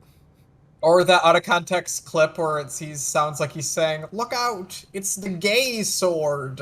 I can never remember what the original context for that is. I just seen that clip. Yeah. Having Shaggy, having Shaggy in a game and not having him be a duo with Scooby is freaking bizarre. Have they ever done that in a video game before? No. Scooby would just weigh him down. No, he uses like Scooby as like a weapon. Like he grabs by the tail and like flings them at people and like they spin it out. That would destroy Scooby. Scooby has in every Scooby game. Shaggy doesn't need a weapon. That's true. Yeah. But after Shaggy, we got the inferior life form that is Superman. What? Yeah. He's Superman.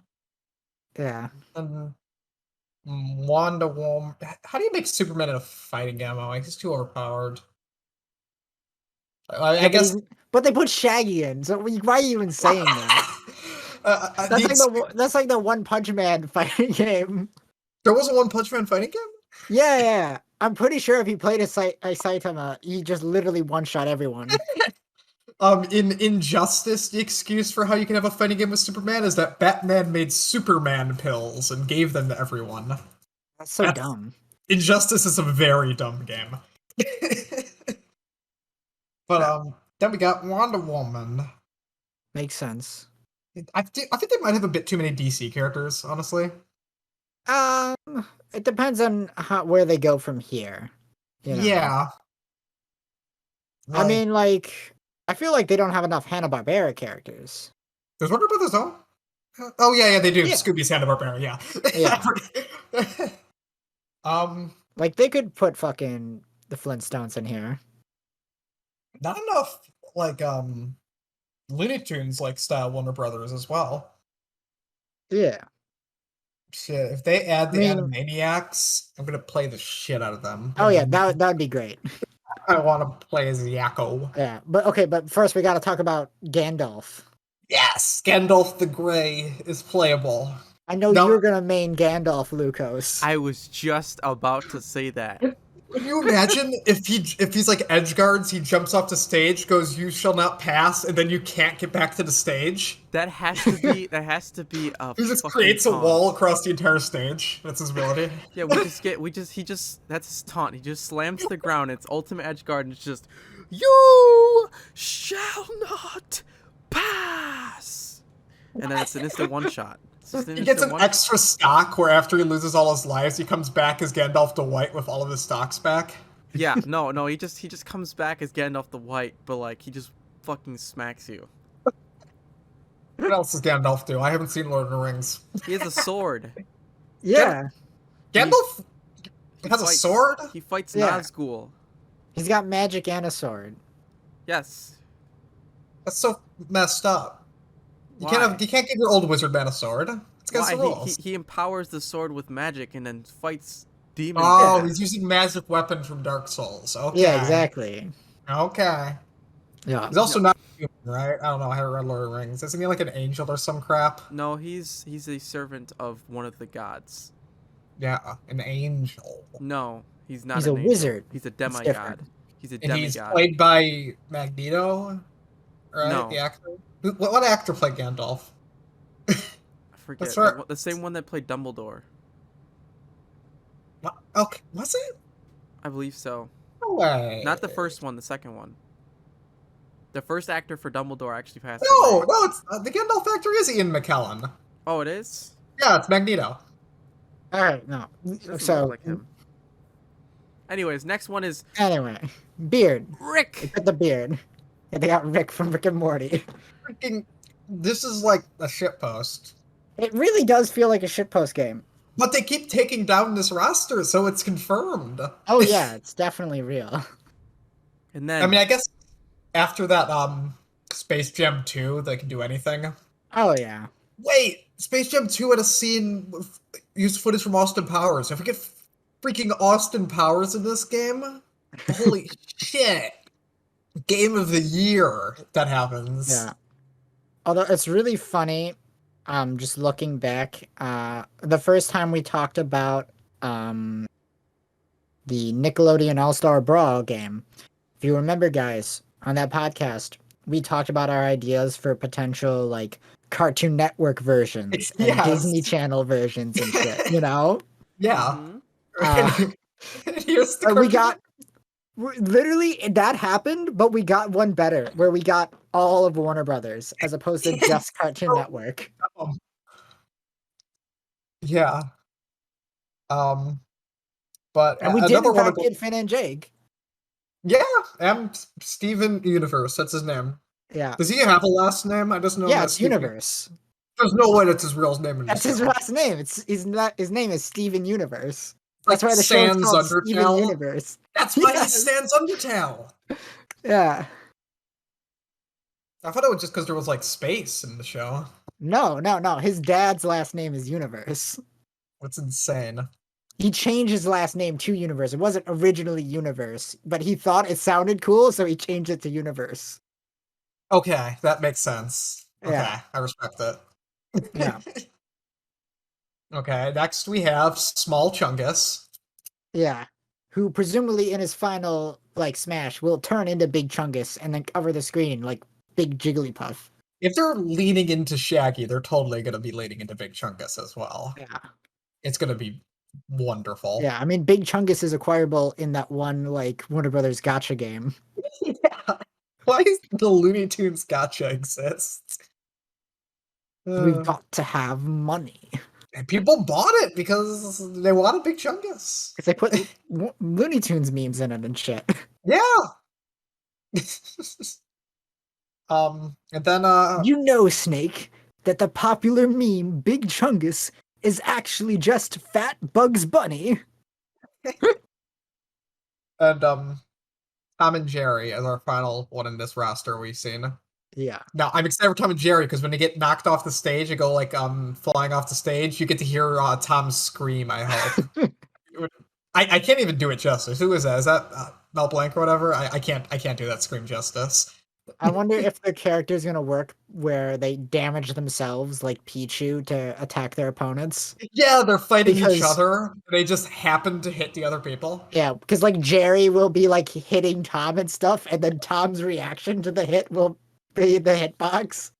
But it'll take damage every time Jerry hits him. Yeah, Tom has attacks where he tries to hit Jerry with a mallet, but he misses Jerry, but he hits the opponent anyway. So yeah, there's so many things you could do with this. Or like be an iconic. Like they have an attack where Jerry will hit Tom with like a big wooden plank, and then Tom will like fall backwards, and that will be the hitbox. Yeah. Oh my gosh, yeah, it will be like K. Rool's Down Smash. Oh my god. Yeah, there's so much fun stuff you can do with all these characters. But okay, so who are we missing? Who's your let's go for each of us. Who are your most requested characters for Warner Brothers fighting multiverses? There's so much potentialities because it's everything Warner Brothers owns. Yes, which after Space Jam 2 we realized was everything that isn't owned by Disney. Fucking This is a good question. I got my two biggest picks. Shaggy's definitely one of the picks I would have had. Who? Shaggy. Shaggy? Yeah, okay. that would have been one of the people. So he's already in. I thought you said Jackie as in Jackie Chan. Jackie Chan could get in this game, and I would not be disappointed. Yeah, he's like the third-party guest character. Yeah, what if they add one of the Teen Titans? I mean, we already have 4 DC characters. Fair. They're gonna add Teen Titans Go incarnations of them, though. Yeah. So Monkey's Paw. I mean, if they were to add any, it would probably be Robin. Yeah. But then it's like there's like 12 different variations of Robin, so it's like the Teen Titans Go one. He's the popular one right now. You know what? They could have Beast Boy because he could turn into animals. That could be fun. Yeah. So there you go. Yeah. Courage the Cowardly Dog. Oh, hell yeah. Yeah. There we go. There's going to be my new main if he's in the game. Screams at people. That's it. Yeah. He just runs, but He'll be better than Cat Dog. Yes. You know, worst part of Cat Dog is I think Cat Dog ended up being a high tier. Yeah. Warner Brothers owns, or at least like they owned like all the Midway IPs. Like. Oh yeah, they Are we did. gonna get any Mortal Kombat characters? I mean, I'd be surprised actually if Scorpion could totally show up. Like, just why not? Have like Scorpion and Raiden, who knows? Although having Mortal Kombat characters without excessive gore is difficult. Yeah, that's true. It always feels weird. It would feel weird though as well to like have a Mortal Kombat character in this game before in like Smash or whatever. To an extent. No, Mortal Kombat, you don't deserve to be in Smash. You're not cool. You're just lame. Sure. Mortal Kombat is at a lower echelon of cool fighting games where it's not totally lame, but It's one of those games that's popular but not necessarily good. Yeah. And I have no desire to play any of the new entries because it got rid of Jason. Of course, that would be something that would throw you off of Mortal Kombat of all games. They got rid of Jason. You're like, oh, you know what? That's the only character I liked. Screw it. Jason was awesome. He after he died, he'd get struck by lightning and get his health back and get back up and pwn you. That was an actual ability he had. It was awesome. But okay, well, I mean, I've already said my multiverse is shoo-in. Animaniacs, of course. I need all three of them. Oh yeah. As separate characters, take up the whole roster. All three of them Warner siblings. And also I realized Austin Powers is owned by Warner Brothers. Yes. So could you imagine? Shagadelic, baby. I appreciate your Mike Myers impression. It's very good, very good. You've introduced me to Austin Powers. I can never forget. I rewatched Austin Powers 2 like a month ago. It's still. Next time we hang out, we need to at least watch one of those movies for old time's sake. I've watched them since I was like 4 years old. They are not for 4-year-olds, those movies. Be fair, all the comedy is like sexual humor, so you don't get it. So I pretty much half just watch it as a James Bond movie. yeah, but you gotta admit, you have no idea. There's no way you don't understand Machine Gun Jubilees. There's no way you don't understand nipples. Yeah. Anyways, can we all agree that Austin Powers is cooler than James Bond, though? I mean, yeah. Yes. I mean, 007 though. Come on, man. Nah. 007. Austin Powers weaponizes his Britishness, unlike 007. Okay, but are we getting Daffy Duck? I'm surprised we haven't. I'd be surprised if we didn't. Bugs Bunny and Daffy Duck. I ship it. Actually, you know what? Before Daffy, we might get like Taz. I think he's more merchandisable. Surprisingly. It feels weird, don't you think? It does. Like, I don't think Taz has a lot of good cartoons. Like, he's not that funny, but he's just a popular character. Like, everyone owns Taz merch. It's very weird. Yeah. You get like the red monster that's in like that one Bugs Bunny short. Yeah. He's great. I like him. I had a really weird fucking like Looney Tunes game that I played as a kid. It was really weird. It was like the Epic Mickey equivalent of Looney Tunes, right? Okay. And the one level I got stuck on that I could never beat was the Red Monsters level. I'd be terrified of that red monster if I ran into him a game. Keep in mind, it was like I'm pretty sure you played as the red monster in that level, but the level was based off of the one Looney Tunes episode where they were in the I can't remember the name of the artist, but it's the guy who does the melting clacks. I know who you're talking about. What's his name? Salvador Dali. Yeah, yes. Salvador Dali, yeah.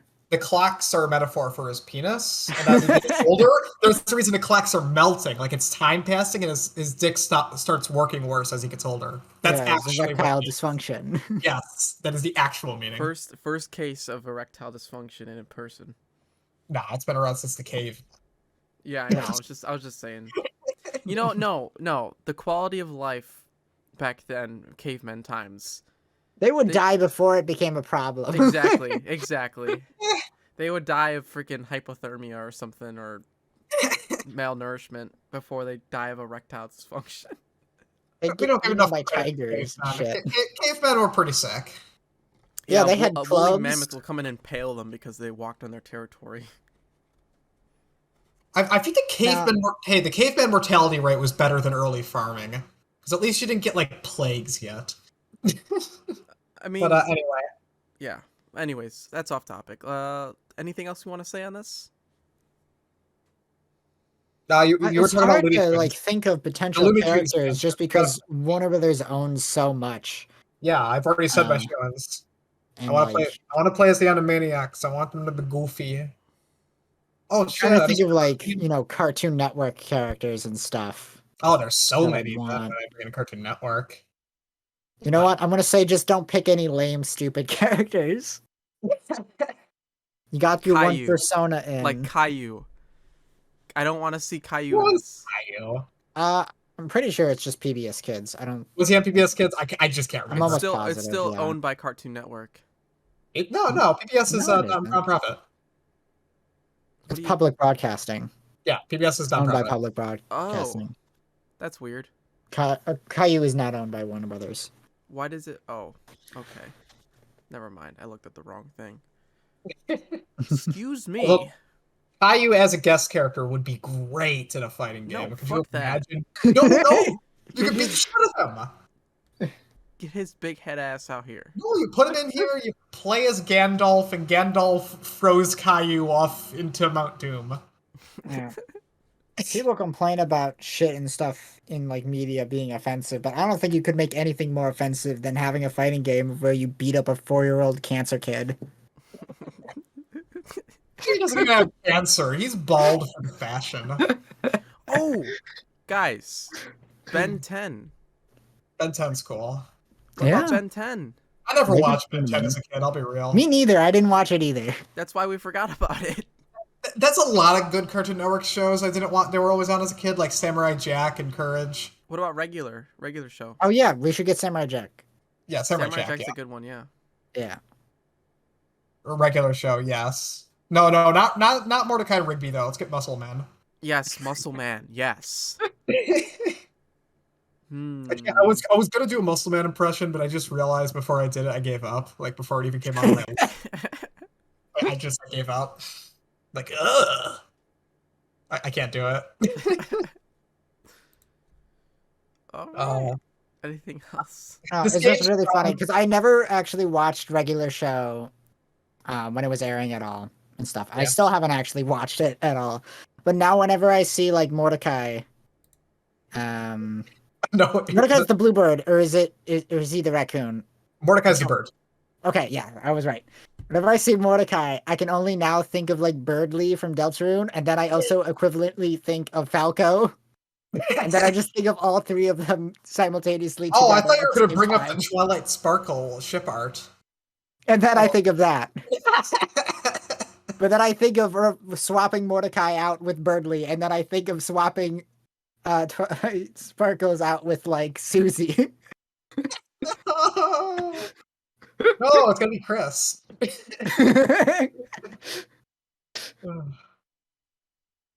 Birdly memes have really warmed me up to the character. I'm like totally on board with Birdly. He's great.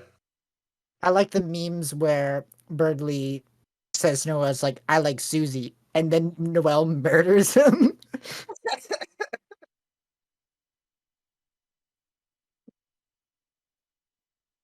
But yeah, Mordecai should be in this game. He should. He should play exactly like Falco. Yes. Give him a shine somehow. I don't know how. Yeah.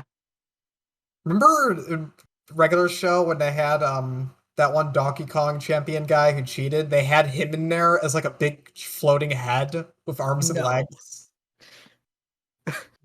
What's that guy's name? Billy Mitchell? Well, yeah.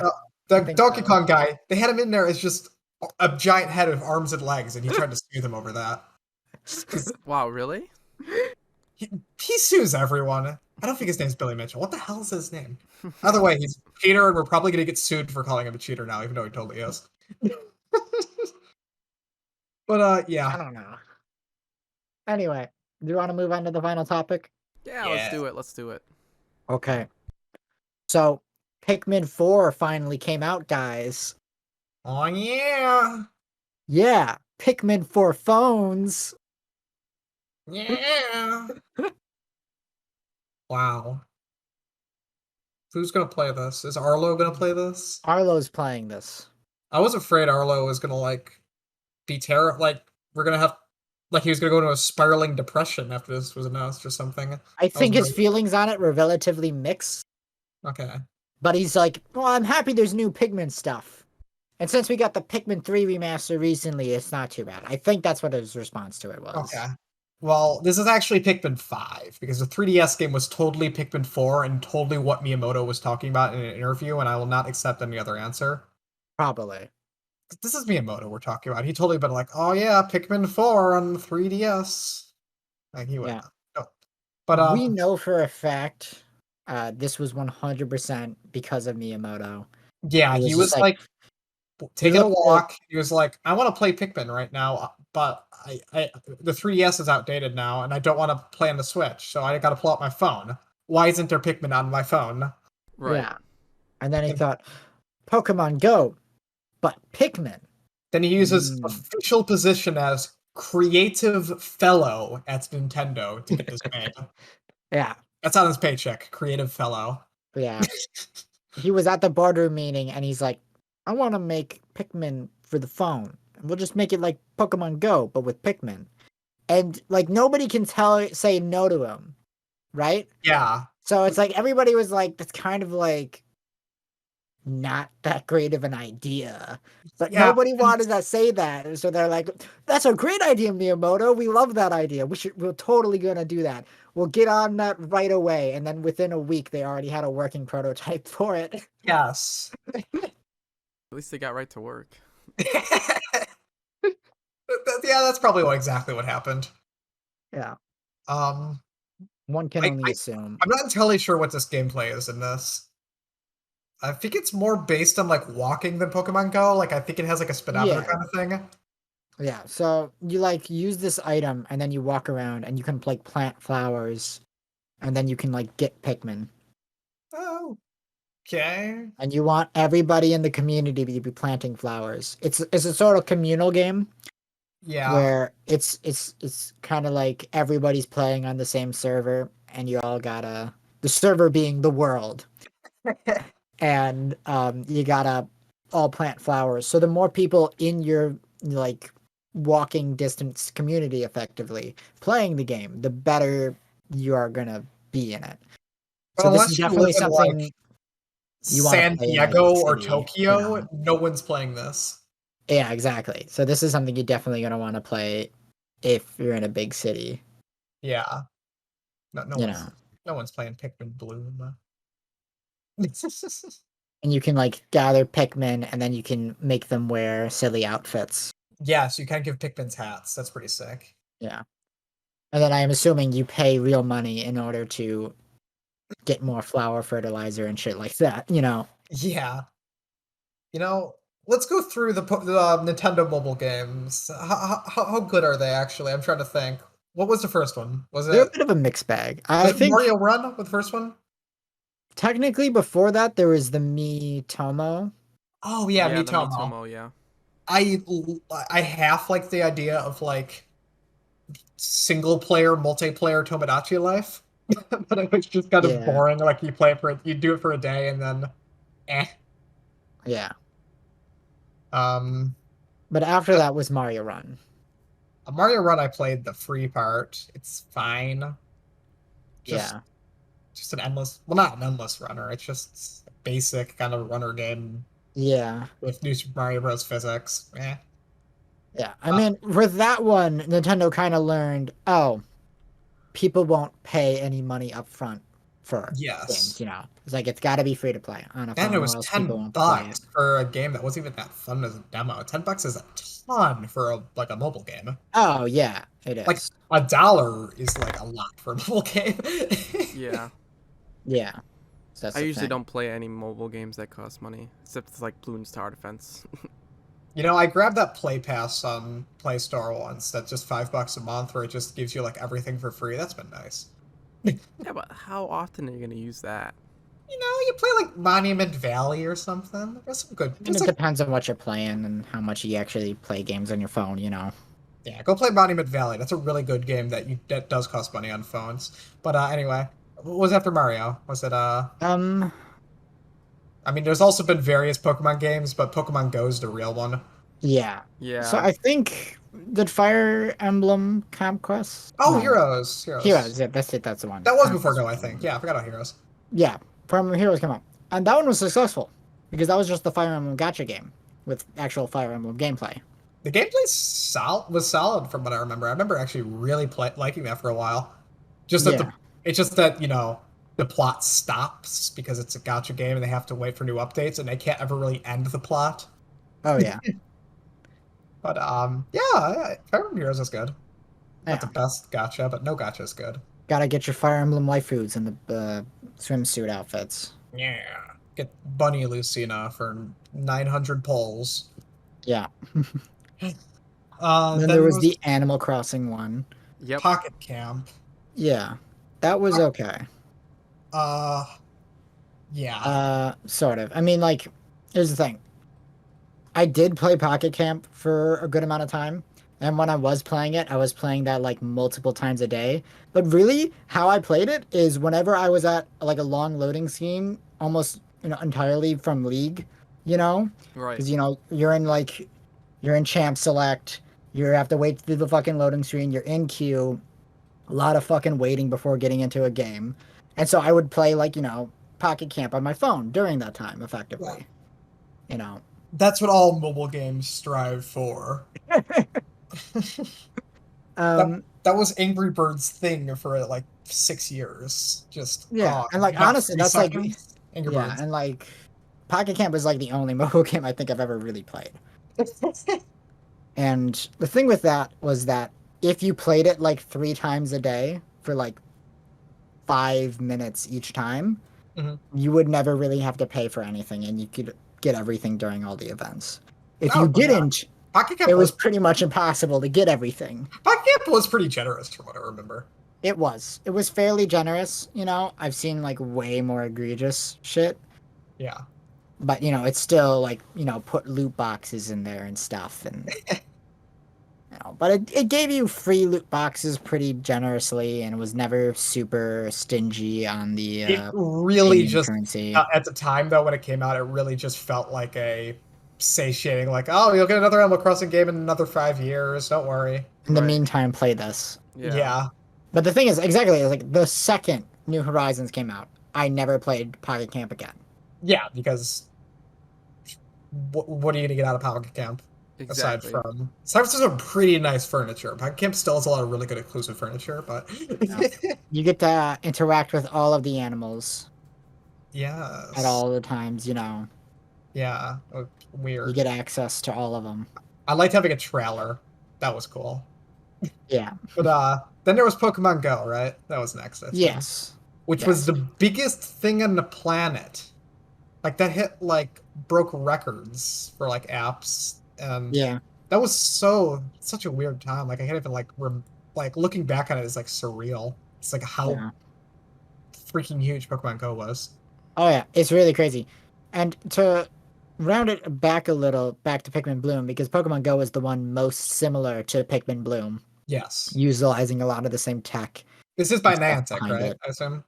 I wouldn't be too surprised, but I'm not sure. Okay. Yeah. If I had to guess, probably. Okay. At the very least, they were probably helping with development and we're sharing resources. Yeah.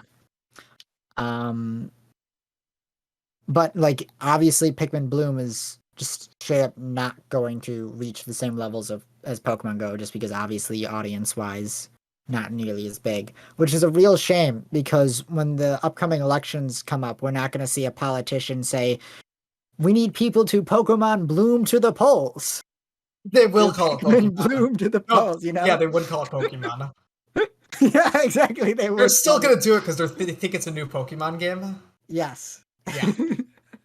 But yeah, we're not going to see some politicians say, we need them to Pikmin Bloom to the polls.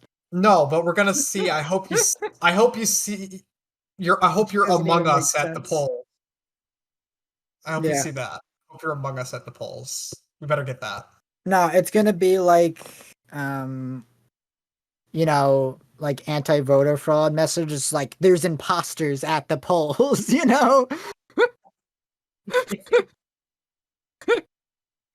that's gonna be the rhetoric they're gonna use. A Republican's gonna run with the slogan "Eject the imposters," which is like a euphemism for illegal immigrants. This is gonna happen. This is the world we live in.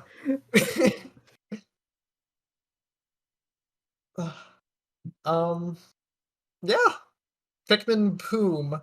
Pikmin Bloom. Yep. Although even then, like, the concept's not selling, but like Pokemon Go, that like, even if it like that's such like a concept you can sell to anybody, like, oh, walk around and catch Pokemon. Oh yeah. When this is like exactly. Pikmin, what you plant? You say you plant flowers or something? I don't know. Yeah, I don't think anyone was really asking for an AR Pikmin game, Yeah, there's no elevator. You know what could be cool? Another AR Chibi-Robo game? Where's Chibi-Robo? Bring him back. Yeah, but there was an AR Chibi-Robo game on the 3DS. There was, but yeah, he's a GameCube person that has about as much notoriety as Pikmin, let's be real.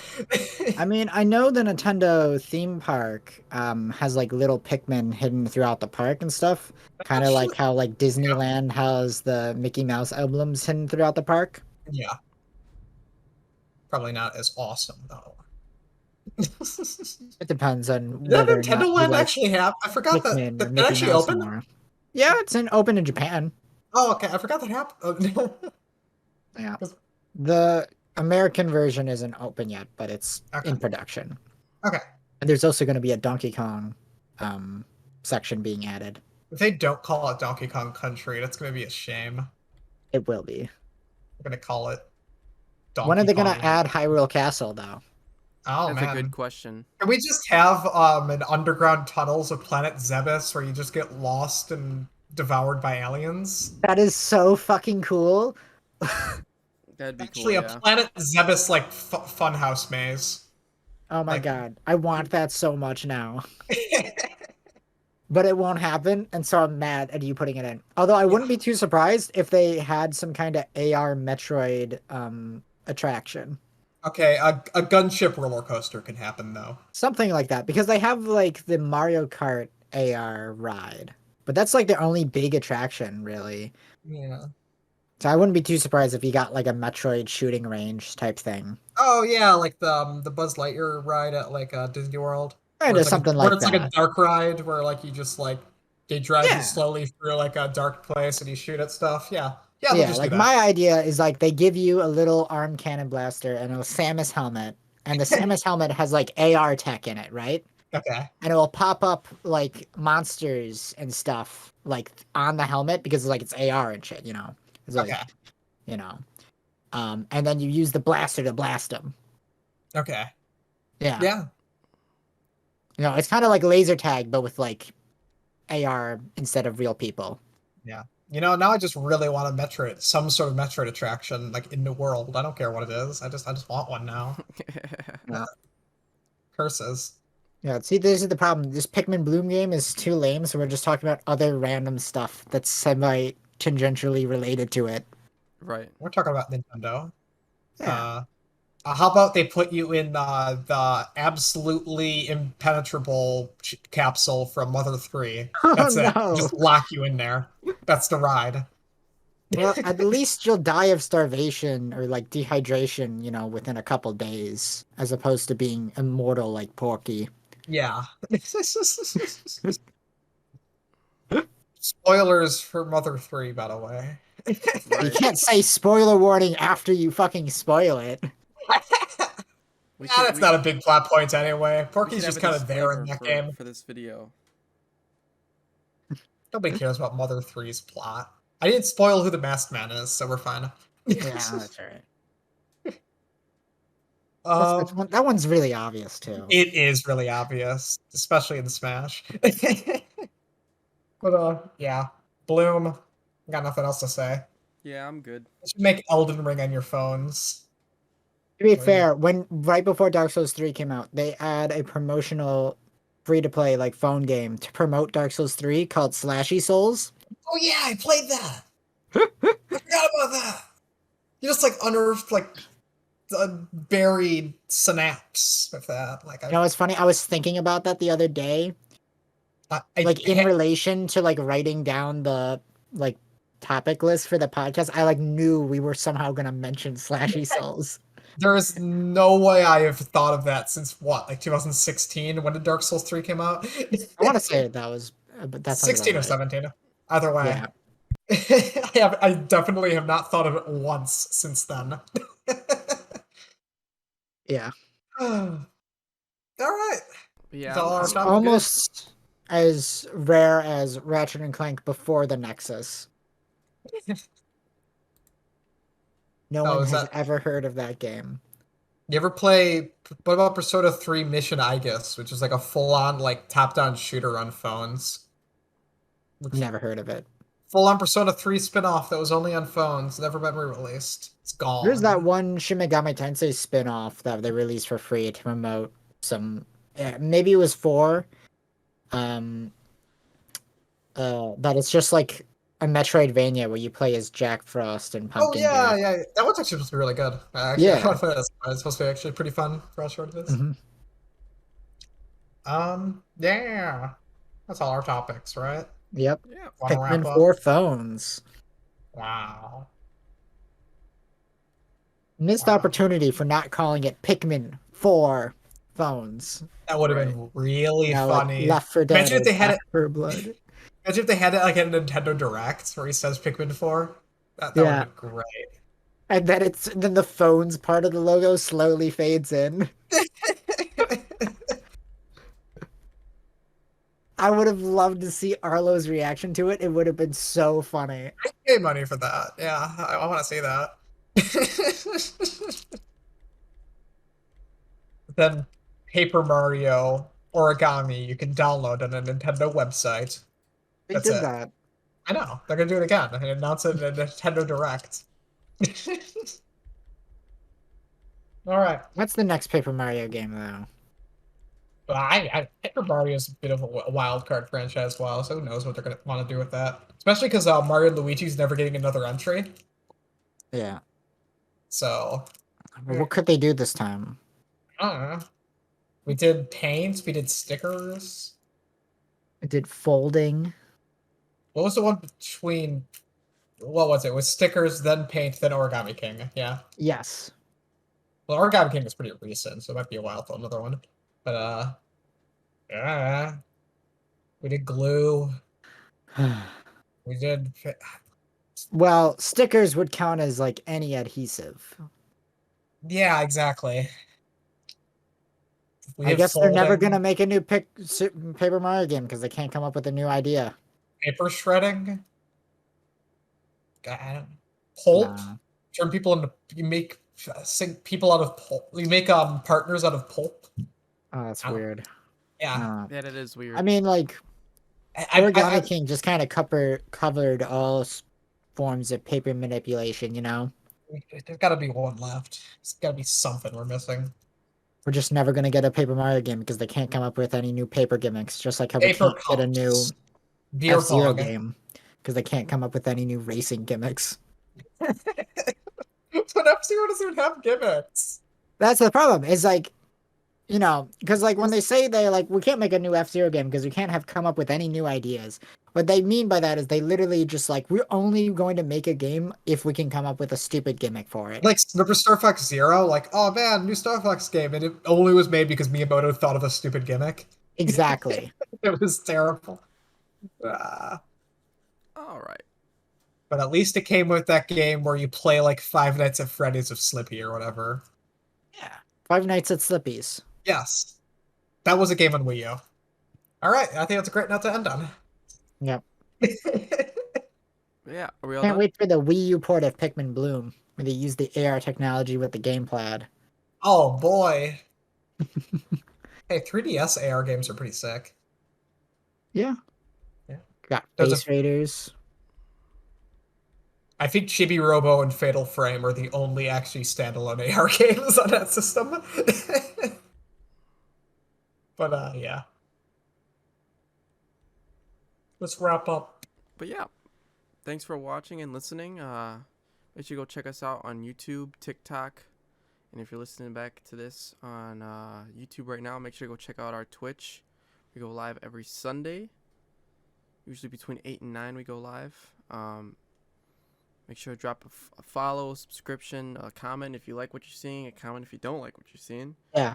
It would be really nice if you could subscribe and like the video. It means a lot. It helps us a lot. And also leave a comment talking about what you felt about any of the topics we talked about in the video. We'd love to hear your thoughts on it as well.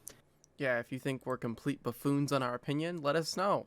But if you're the biggest Pikmin Bloom fan, let us know. But you're also a buffoon. But yeah, thanks for watching again and have a great night.